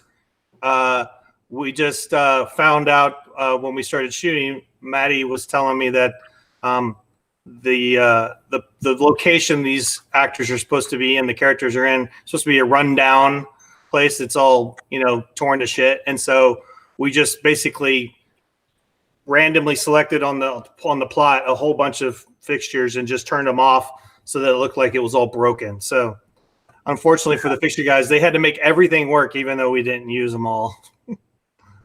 Better to need it and not have it. Better to have it and not need it. It worked great. Yeah, no, definitely. It was really,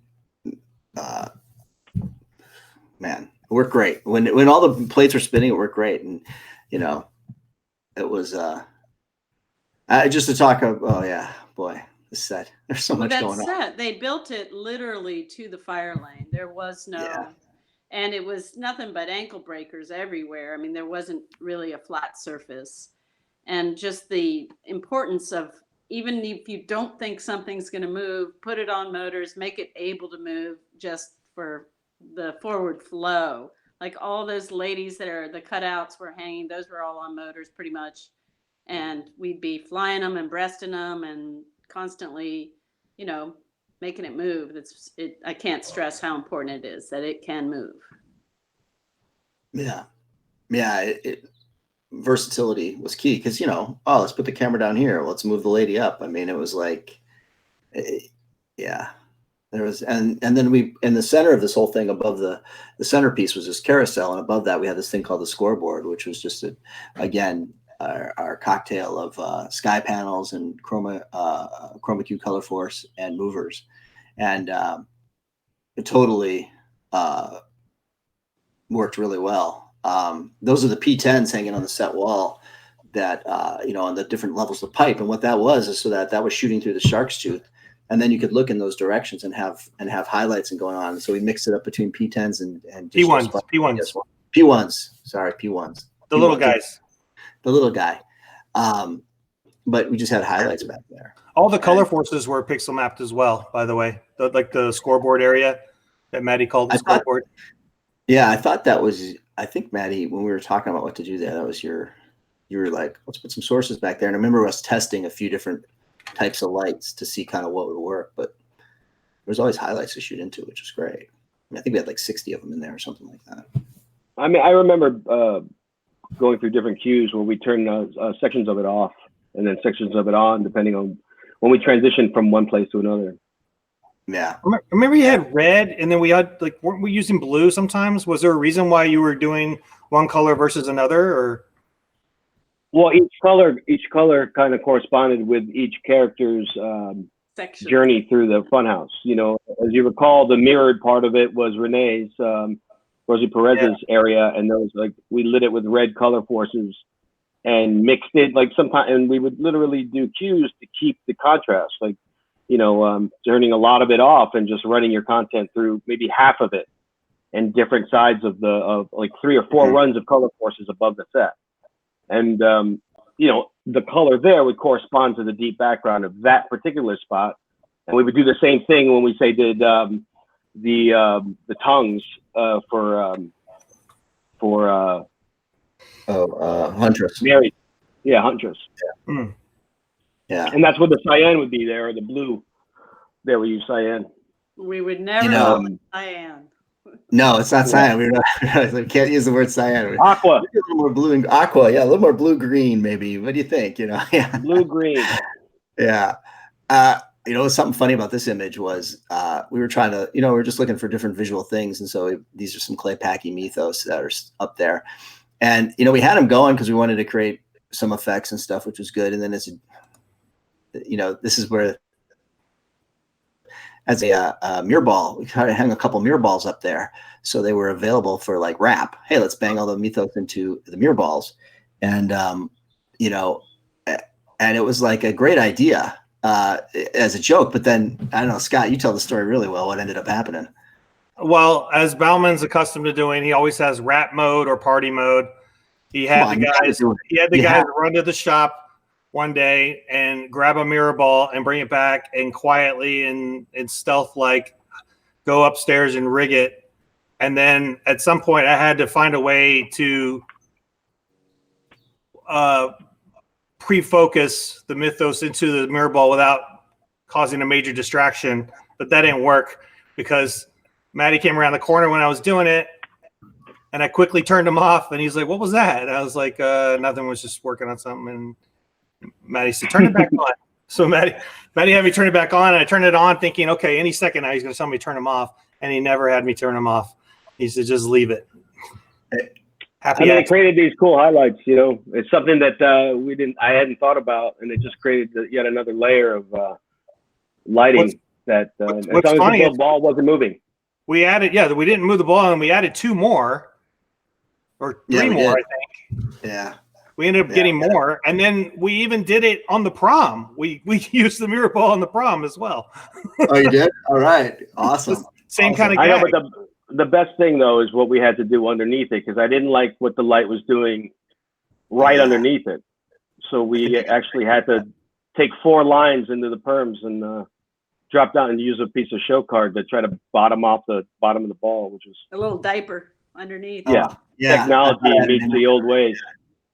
Yeah, exactly. And it was, but it worked great because it was something to shoot into. It was fantastic. I mean, and then here's an example of what Scott was saying is that Phil had everything working and all that, but Matty's like, this place is supposed to be run down and screwed up. So, we had to shut a bunch of stuff off, make it flicker, so it was a kind of a messed up place. But yeah, I remember the night before after they saw it how, in its pristine state, they're all like, this is supposed to be messed up. So the actors had to come in distress and age and, just have at it. The fumes coming off of that set when we showed up the next morning were intense. Yeah, it was crazy. I just want to speak briefly about what we were talking about earlier was this lighthouse effect that KK had come up with, and how we had to extend it from different sets. We started down at location, and this is the exterior of this funhouse environment, which is like the third act of the movie. And this was down the street, actually, a little bit down the street from where we had done Anderson Street, and also Anderson Street. Yes, also at where we done Ace Chemical, and so it was like just basically 3 more blocks down. Here we were, and roller derby. The roller derby, yeah, they got a lot. This is what Greg and the visual effects team ended up doing to it. But one of the things is we would play the clip, but we're not allowed to. Is we had to create a lighthouse out here. So I don't know if I have a picture of it. Whatever. Jake, do you have a clip behind the scenes from this for the Funhouse exterior? Hopefully, but you can kind of see in this image here. There's a lift, a condor back behind, back above that palm tree that has 4 Solar Frame 3000 stacked on top of each other. And so what Scott had done is taken that, and we had created this cadence of how the lighthouse is going to pan, and which was great because you ended up getting this effect that would just swing through the set. And that was kind of the start of what our cadence was going to be for all these other spaces that the characters would travel through. And it was great. I mean, because we had to extend this also on stage, and here we have the benefit of distance. We didn't, we'll show later, we didn't really have that. But this is what the stuff looked like from the tent. And it was again. Was it 4? It was 4 top to bottom, right? Vertical. Yeah, there they are, right there. Yeah. Right. Yeah, and I think he's got a clip here. What was nice is the pan gag from left to right was the same on all 4 of them.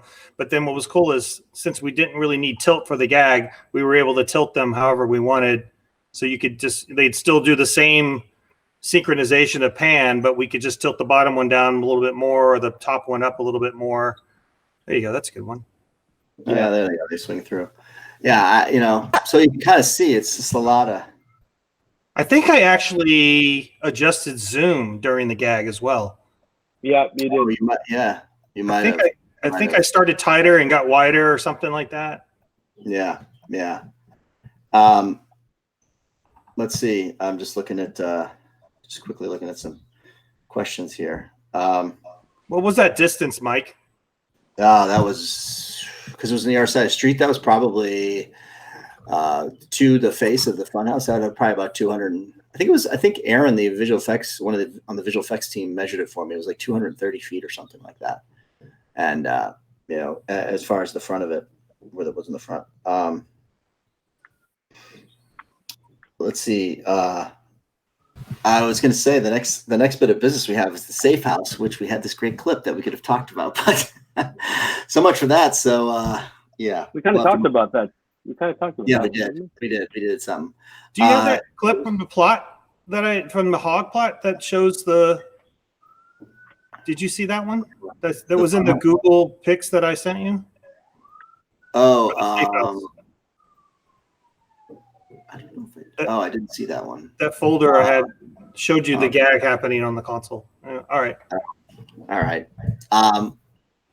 So the end of the film ends up in this pier, which is on stage 17 at Warner Brothers. And this was,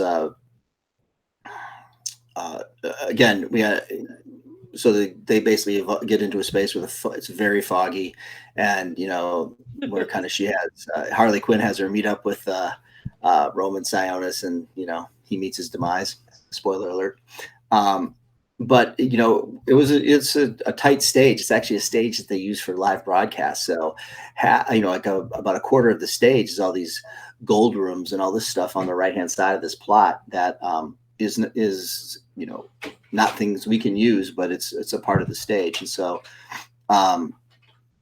it was we didn't have a lot of room in this thing, and so we ended up doing one of the key components in this was huge amounts of atmosphere that we could light to kind of get the idea of the fact that there's we need to have something to light, to create the cadence of the lighthouse.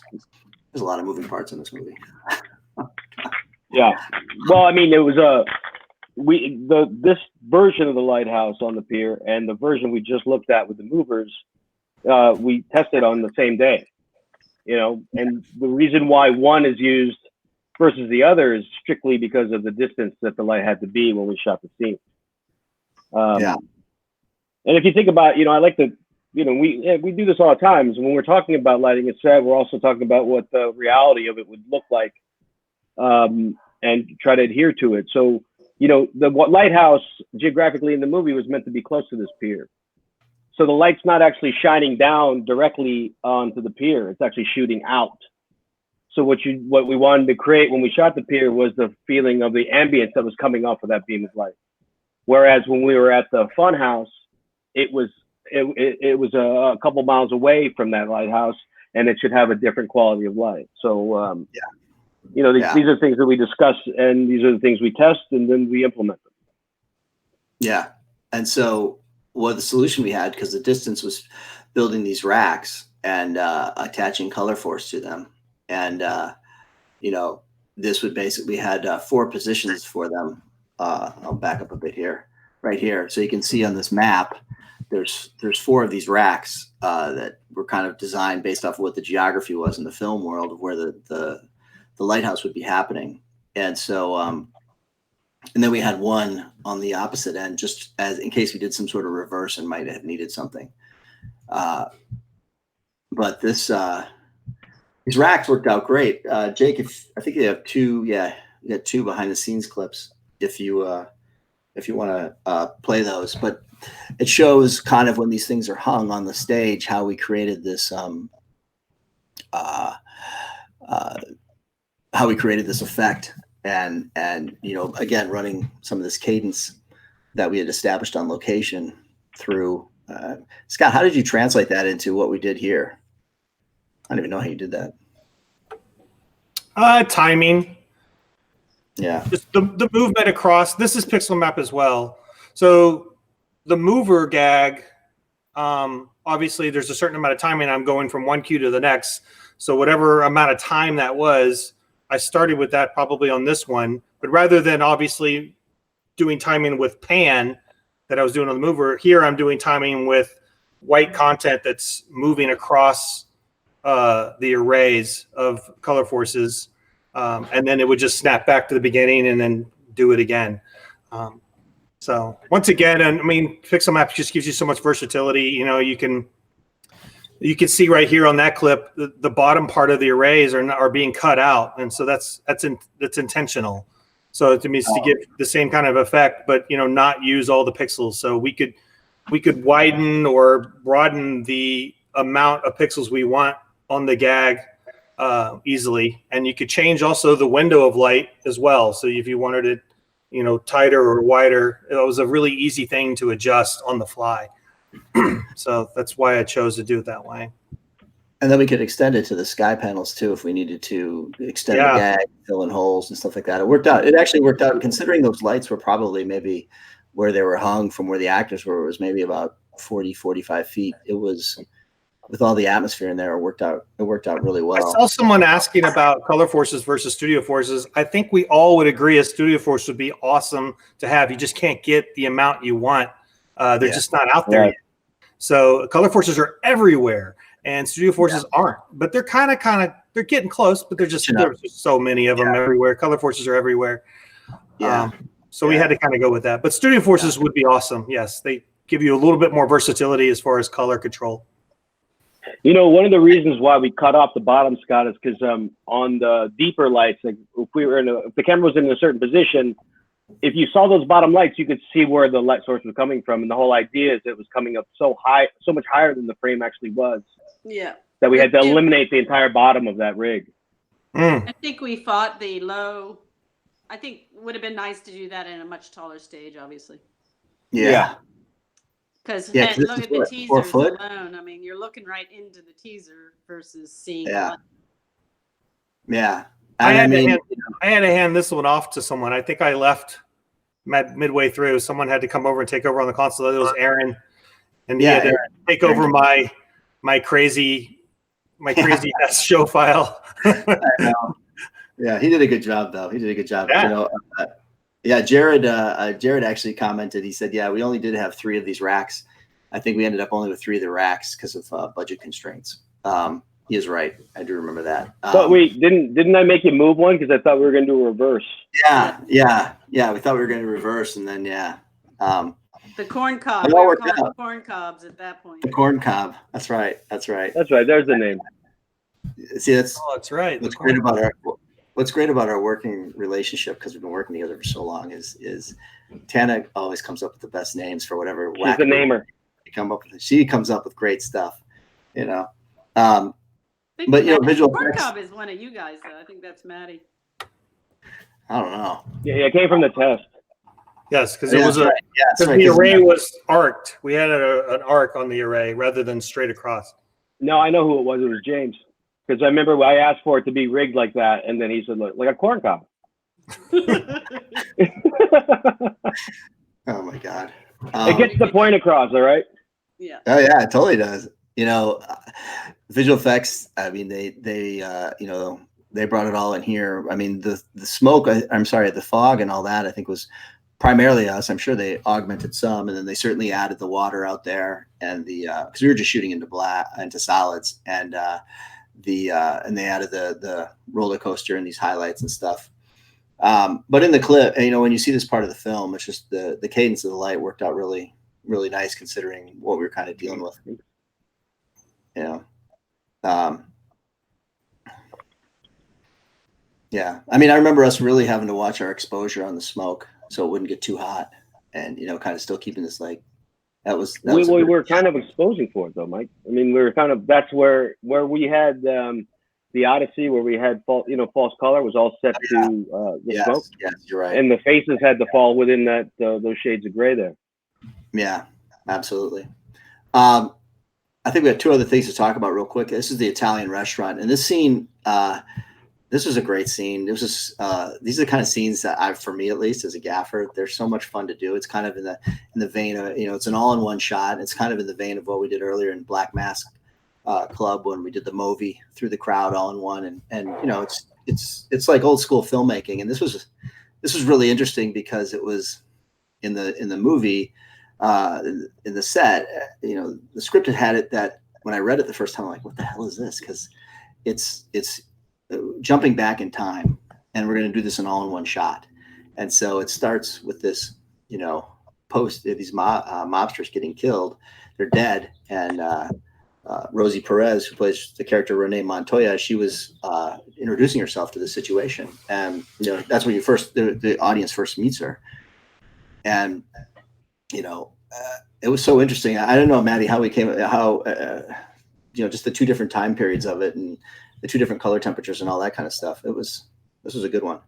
Well, I mean, it was like it's born out of you know, Kathy's vision for the film was to choreograph shots and have a point of view.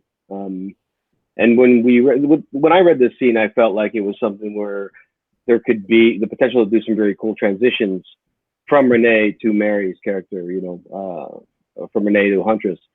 And plus, it was kind of an introduction to Huntress in a way, in terms of an action scene. So, you know, going from a crime scene into an action scene, I thought we both thought it would be more interesting if we could figure out a way to let those things blend together.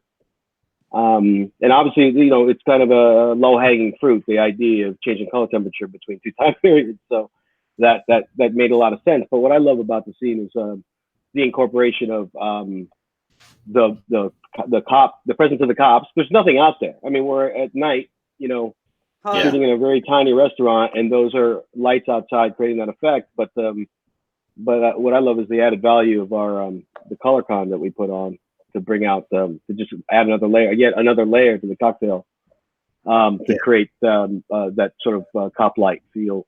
You know, within that section of it. Yeah, absolutely. I mean, it was. We were shooting this at a restaurant called I think it's called Delancey's. It's on Sunset. Great pizza. Great pizza. Yes, we ate there on the Scout, and you know, but we only had this thing for one day, and so the rigging crew had to come in at like a little bit after midnight and put the rig in. I think we had like a 10 a.m. call or something, and then we shot, and then they had to get out of there. So we had a lot packed into this day, and you know, this is all Steadicam. With it's a bummer we can't play the clip. Yeah, Scott Second was just bringing massive game, and we had everything on this entire environment. You know, on cues and on dimmers. Outside the windows, we had sky panels and a stereotube, so we could create effects of car passing and police gag headlights. You know, I'm sorry, police gag. You know, cop lights and things like that. And inside was you know, I think Tana. Like we couldn't really screw into the ceiling or something. There was a whole bunch of restrictions on the ceiling. No, it was a total no touch me ceiling, delicate rig. It was all 5/8. Yeah. It was just like a micro version of everything else we do. A delicate hand. Very delicate. And so I mean, what's good about the images? I mean, what's good about the images? You can sort of see the two color temperatures that work against each other. You know, I thought, you know, it's another case, like Tana was saying earlier, it's like everybody's kind of working on the shot together. I mean, you know, every cue, you know, we did, I don't know how many takes we did. I don't think we did that many, but it was tricky to get the cue to happen at the right time. And a lot had to do with us and our lighting cues and the actors. And then they had to be in sync with what we were doing. So it took time for everybody to communicate all those things. Because you're literally, you know, you're starting the scene in present day and transitioning to Huntress for what happened previous in the same place, and that getting that timing right for the color to change and the cue to start was something that the director with Kathy was really specific on. So, and you know, sometimes we'd be a few frames too soon, and it had to be a few frames after. So it was like everybody punched in from a technical level as well as a dramatic level, which is always fun. Yeah, absolutely. And it was like, and it was so interesting too, because it's like, as soon as we would pan away, as soon as Scott got the camera off of the dead mobsters and, you know, and the two police are talking and walking away, in jumps the prop department and makeup and off camera, you know, and as quiet as they could be, because, you know, everybody's in there working, redressing the table, getting these guys all squared away, you know, all this kind of stuff, so that when the camera wings around and we're in the past, this is what it looks like. And, you know, we had all the lights in the bar on cue so they could come up, you know, the restaurant's functioning. It's a really interesting shot. And then, you know, Huntress comes in and lays down the law. And then, you know, so our stuff outside the windows had to transition back to, you know, had to transition into the past. So it was like warm tones and, you know, just city life, I guess, going out there, and the practicals all dimmed up and things like this. And then as she's talking at the end of this thing, which is really cool, it transitions back to the present day, you know, into this kind of look, which was really it was fun. It was a fun shot. No, it's fun to do stuff like that in camera for sure. Yeah, and we're seeing every inch of this place. I mean, you know, so this is what the rig was in the ceiling, and like Tana said, I mean, I don't know, Tana, you want to talk about this crazy thing? It's just, you know, when you get to these locations that that bit of protrusion down the center is ducting, you know, so we very carefully squeezed onto it. And, you know, it's like basically opportunist rigging. You just grab any little point. I'm sure there was something on the bottom of the fans, and You know, you can see how it stretches everywhere, wherever you can get a little bit of contact. But that one definitely had to monitor the amount of lights going up there a little more heavily than usual. Yeah, it was because then we started with this concept of like lightweight soft light, which is like tile and light boxes and all that.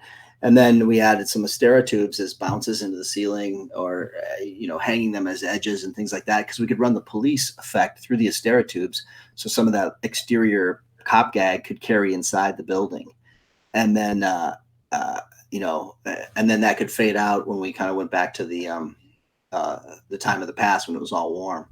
And I mean, it was, it's one of those locations where everybody's on ladders. It's cable everywhere. It was just. Oh, I wasn't there for that part. Yeah. Oh my God. Oh yeah, that's right. Oh, it was just like, oh God. Because we were seeing every inch of this place, and we needed to preserve. And this is and I remember just when you and Scott and Kathy were working the shot out, and just like listening. Okay, we're gonna need to make sure we have enough room over there. Let's have something ready over here. It was a challenge. I mean, I think, Jake, do you have any behind the scenes stuff for this? Let's see. There's Danksel's on. Fantastic. Well, there we go. I don't think we do. Anyway, there's I'm gonna and so yeah, you can see we just had everything up there, and that's Scott, the operator, kind of working it out with what the shot is, and it was and this was interesting too, because as we were doing it, I remember like we were maybe 4 or 5 takes in, and we had him going by the windows, and and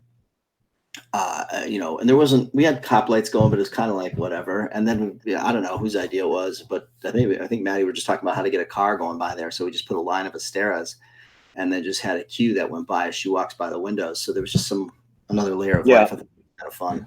It was a good. But that took us a couple takes just to kind of see what was going on, but it worked out really well.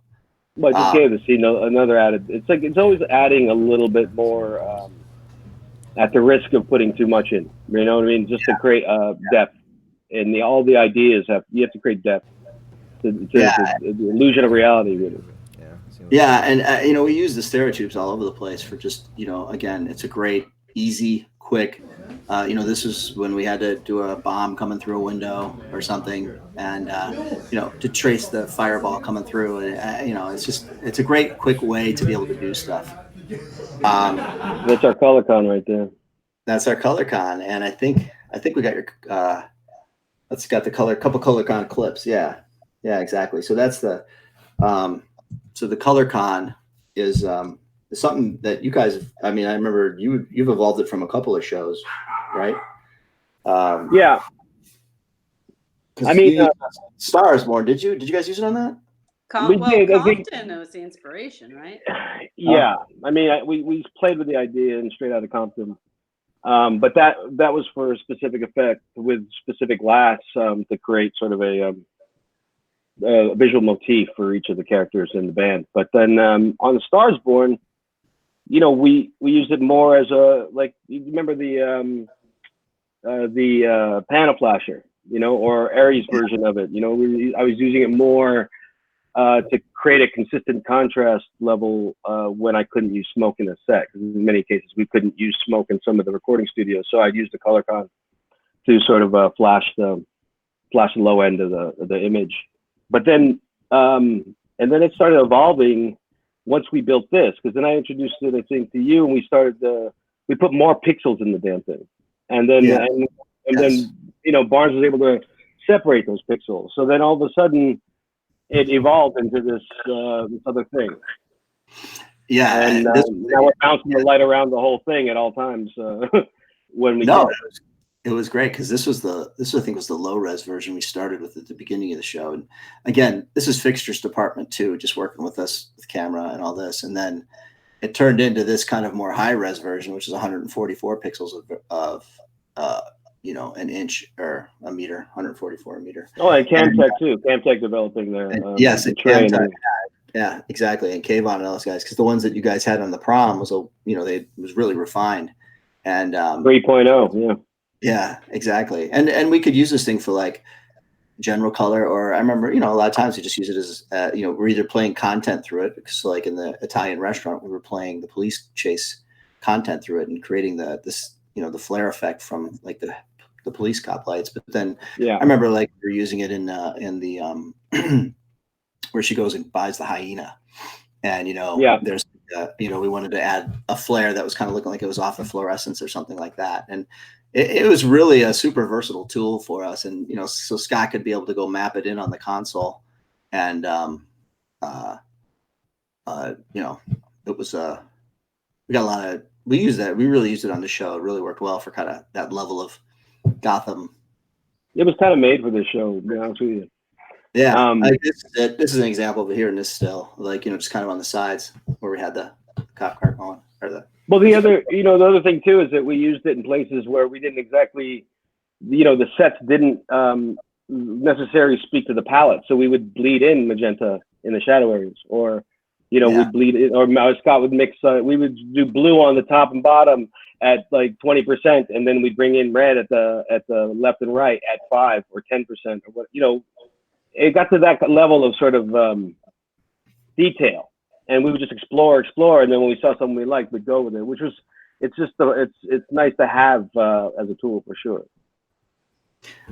Somebody's asking, what was the main light level you guys wanted to maintain through the movie? Was the key light always like a 4 or something? That's a good question. That's a good question. Well, I could say that I don't believe in key light necessarily, so we don't really measure key light. But I can say that I think we're always. It's hard to say. I think our LUT was heavy, so we probably use more light than we usually do because our LUT was heavy. It was probably the heaviest LUT I think I've ever used, and so 800 turned into 320 as far as I'm concerned. So our light levels are probably a lot higher than you would think looking at the movie. But we're constantly. I could just say this: we wouldn't really try to shoot too deep. 4 is probably as deep as we'd go, unless we were outside. And on our interiors, we're always around the 2 to 2.8 realm. Yeah. And with ND usually, with ND or Apollo. Well, and it's like, I also remember that one of the things that's always interesting is you're moving the white point of the camera, but then sometimes we'd be moving the ASA. Depending on slow it down a bit or something like that, depending kind of what we're trying to get out of it. So yeah, this image is from the because when we were in the Italian restaurant, the only space to put anybody was in the kitchen, which was also the area that the props was using for food prep. So everybody was jammed in there. It was it was it was great. It was Friday. Yeah, it was Friday. It was a Friday. Yeah. That's right, before I stuck into the cantina. I think I was cooking steaks while I was doing the cues. I think one of the last things we have is this roller rink set, which was it's in the movie for like just at the beginning, kind of, but it was a fun set, and this was actually the warehouse that they've had a warehouse set, which was the we had used for, was it part of Anderson Street or something? I can't remember, but it was the actual interior of the exterior of the park. That's right. And they had they put a roller rink in there, and where Harley Quinn is in her roller derby, and this was this was the plot for it. Again, it was we added we ended up adding some sky panels to this off this plot, and we had soft ambient light boxes and then some movers too, and then practicals. So whoops, go back one. This rig, I think this went in pretty fast, if I remember correctly, because I didn't even know if we were here for a full day. I think there might have been something else on this day too. But again, just going up and some top ambience that we had, and then what was good is the color contrast. I remember, Matty, that was something we talked a lot about. This is getting contrast through color and having like these super hot, warm tungsten globes. I think we had 1,000 waters in there, and then the cooler overhead ambient. And I mean, it's a brief scene, but it worked out they had a full brawl going on. I remember, you know, I think people were throwing garbage and all that. That didn't make the film, but it was pretty funny. No, it was fun. You know, the thing I remember about that rig is that didn't we have to rig the boxes in 2 rows on each side? I think most of that is because we didn't really know if the light would be working inside out or outside in. So we had those 2 rows. I don't think we ever used them all at the same time. And in fact, we probably had cues to turn things on and off. But, you know, like this image right here is kind of, you know, I think our reference for this was old boxing matches, like at Olympic Auditorium, you know. Yeah. And having that tungsten feel was like the main focus overall. But then we really, because the movie was all about color contrast, then I think that the hybrid boxes were really the things we had to employ. I think that the color temperature actually had to be shoved down on the camera here because the hybrids only went to, I think, 7,000 degrees or 6,000 degrees. Yeah. So I think we had to probably play this at more like 3,500 rather than usual 4,500. Yeah, I think we went to larger bulbs that we could dim down to warm them up a bit more. Yeah. So we put thousands in there. We had 500s in there. We went to thousands. Yeah. Yeah. Let's see. Yeah, but I mean, it was great because you had like these warm flares and highlights in the frame, and then it was kind of like this cooler feel overhead. I wish the scene was longer. I actually really liked that one. I know. It was a good scene. Yeah, I mean, it was a pain in the ass. We had to crane everything in. You're always, yeah. So we had to get the perfect size. It was like very couture, a perfect size construction crane that could, you know, sneak in and then lift the Techno or lift the Patriot car, and then get it out. Yeah, that's right. You have the Patriot in there running around and all that. Yeah, I wish we had behind the scenes on that because we had, at one point we had the Patriot car in there and the crane. There wasn't a lot of space. I'm like, let's see if this is gonna work. Yeah, exactly. Across the beams. Yeah. We had some car work here, which we did, which was, you know, again, video panels. Like any show, this was about trying to figure out how we could do this, you know, kind of on the you know, at a cost-effective rate. And this slight amount of panels was enough to do the job. That coupled with some Asteras, and so, you know, we used, and when we were down on Anderson Street, we had shot plates that they were using to put on top of this, and then Scott was manipulating them. And I think you threw like some white in there, also white bars, a layer of white that could pass by. So we just had different highlights and stuff going on. Yeah, just to help accent the street lights, or I guess when we shot this, we had sky panels on rooftops, so there was sort of that kind of thing. Yeah, and so so we ended up with we'd play a clip, but Warner Brothers wasn't allowing that. So anyway, it's this whole thing kind of happened quickly, right? I don't remember. This just kind of popped up all of a sudden and was like, hey, we're going to go to that stage and run media. And yeah, I mean, it's one of those things that you kick the can down the road until it's like you got to fit it in right before a company moves. But you know what's interesting about this stuff is it depends on, you know, you need a certain proximity from these video walls to have an effect, right? Yeah. But sometimes when just the physical distance of them, because they need to have a certain amount of light, compared to it has a physical effect on the size of the effect. What I mean by that is because the panels themselves are closer to the subject for light level, you end up the footage looks too fast.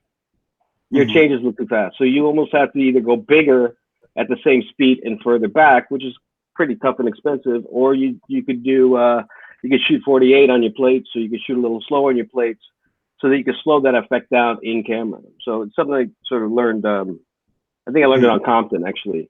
And if you try to slow it down in the media engine, it's going to look steppy. So that's not even a possibility. Your source material has to be slower. And then I know we had added these, you know, on 20-foot pipe, just attached Astera tubes and just ran some pixel content through that too. So we could get like, you know, those could just duck down right on the edge of the frame. And that was all with the inbox too, by the way. The media was, for those who want to know, that was content. Those were actual plate shots that we shot at a different time. and we just took that content, put it on the inbox, and just ran the media across the panels. Yeah, and it was the same. It was just 5mm row panels. I think we maybe had 16 or 20 panels total. To create these four links. I think they reached 16 feet long or something like that, or 12 feet long.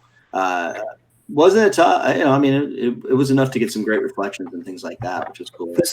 This technique is coming very, very more common in the business now. There's a lot of people doing this kind of thing, and they're taking it to other levels.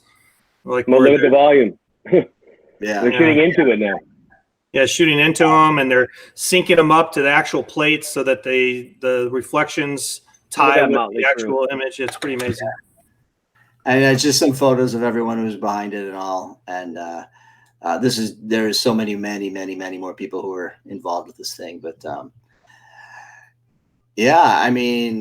I guess we could take. I've got a few questions here. This is kind of the end of it, Hall. That's Harley Quinn's business card. Oh, the business card. Yeah. But yeah, somebody asked how much time does Scott get to program all this?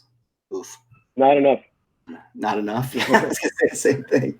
It really depends on. It actually depends on the set and where it falls in the schedule. To be honest with you. Programming for films is like a combination of programming for theater and programming for a concert, like busking. You gotta keep track of everything you're doing per scene, like slate number and all that stuff, so you can play it again. So they can always say, "Hey, go back and do what you did when we shot the master or whatever." But you also have to have the console laid out in a way where you can busk and do things on the fly quickly. So it's just a good combination. No, you don't ever get time to do it. It's hardly ever. I mean, yeah, it's just always a challenge, and this is a great, the show had this was a really interesting set of challenges and a lot of fun, because we definitely were stretching what we could come up with. I mean, Tana and Tana and Charlie were always being able to support everything that we were talking about, and it was really fantastic that we could execute some of the stuff that we did. I don't know. Anybody have any closing thoughts? That's kind of the end of it. I'm gonna just answer a couple questions. Yeah. Let's see. What do we got here? People were asking, the color cons took up a couple of universes. Tommy's on the chat right now. Him and Jared are both and Jason Young. They know a lot about that stuff.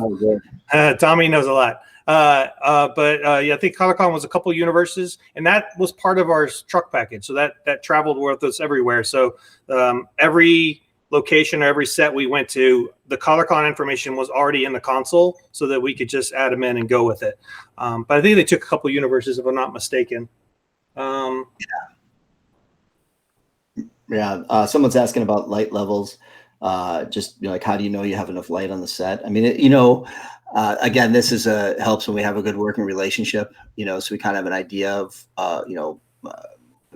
we all know each other pretty well. So we know, and also a lot of testing. So we kind of had an idea kind of what our base foot candle level was. I still very much am a fan of foot candles and a meter, like we were talking about earlier, because it's just a way of just, knowing where you're at, because it's easy to go down rabbit holes if I find it for myself, if I'm just looking at a monitor all the time. But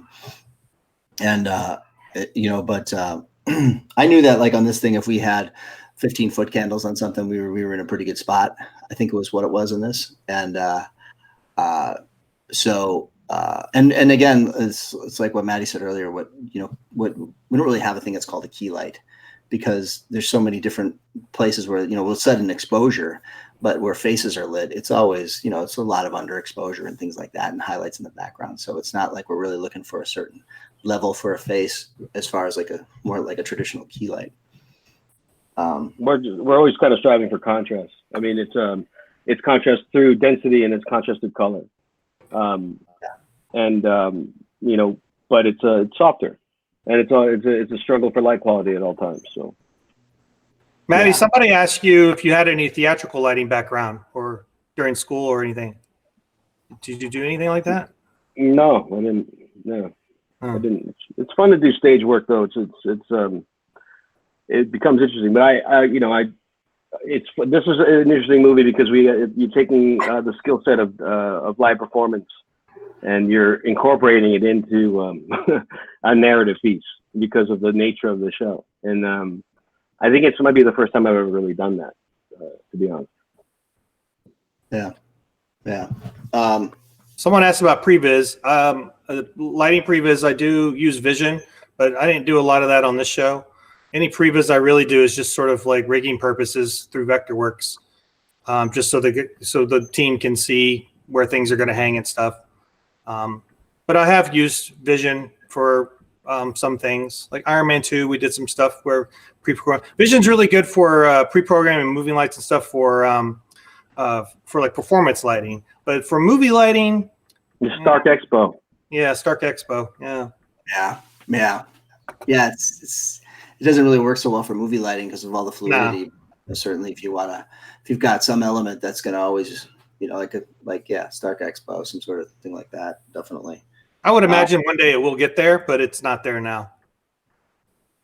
Someone's asking how large is the crew for the data team. I mean, it started off with the concept of maybe a few people, and they had like 10 guys or 12 guys or 12 people at one thing. And we had one main systems guy, which was Jared. And then Jared would divvy out, because Jared had to juggle a lot of different locations at one time. And so he can't be everywhere at the same time. So Jason Young was a guy, Jason Lord was a guy, JB was another guy. He had several people. And then under them, just, 3 or 4 other techs working with them. So it was very much like a rigging crew, but for data in a way. Yeah. I mean, I don't know, Tana, what are your other things when you think about this movie? What are the things that come to mind? I just can't, It was kind of a throwdown, like every day. It seems like once we got the ball going, it just didn't stop. It was one of those things that you either fed off of that energy or you got run over. It sounds like every single time. Yeah, sounds like every single time. But I was just saying, it's like if there was, were you looking back on it, because it was a challenge at every turn. It's like that, it's just that normal mixture of anxiety moving into next week, but then like getting really good results. I mean, we were, there was just a really good cocktail to make the cinematography of this film work from a lighting and camera movement and post-production sort of standpoint. And like the images are the collection of a lot of different elements working at the same time. And when I look at it, it's really for me, it's probably my favorite superhero movie I've done, in terms of the look of it. And there's things we did here that I would take for something else, because there's some really interesting sort of mixes, things that work together, like light level wise, smoke wise, color, live grade. There's a lot of things achieved in the movie, I think. That are really things to remember, I think. Yeah, definitely. Wow. Well, that was like Catholic Mass. Yeah. Yeah, I know. That was like 2.5 hours. That's the longest I've spent indoors. Oh, yeah. Well, look, everyone, thank you so much. Matty's Instagram is Libatique, his last name. That's right. Yeah. And you guys, since he's got his quarantine time, he's been going through all of his old hard drives and posting all sorts of great photos from. Man, there's some trips down memory lane there. I got more to come. Oh, good. And Tana is 8 Point Grip. That's her company's name. And Scott Barnes' Instagram is iLight2000, and I'm Lux Lighting. So just want to say thank you, everyone, for coming out, and thanks to Matty and Tana and Scott for spending time on this today. It was really great. It's good to see each other virtually. Thanks, Jake. Thank you, Jake. Oh, yeah. Thank you for coming. Thank you for coming, everybody, to How the Sausage Was Made. Yeah, how the sausage. Thanks, Jake and Phoebe. Thank you so much. And Phoebe, guys, you guys rock. Thank you so much. Absolutely. All Thanks right. for everybody. All right, guys. See you. Thank you. See ya.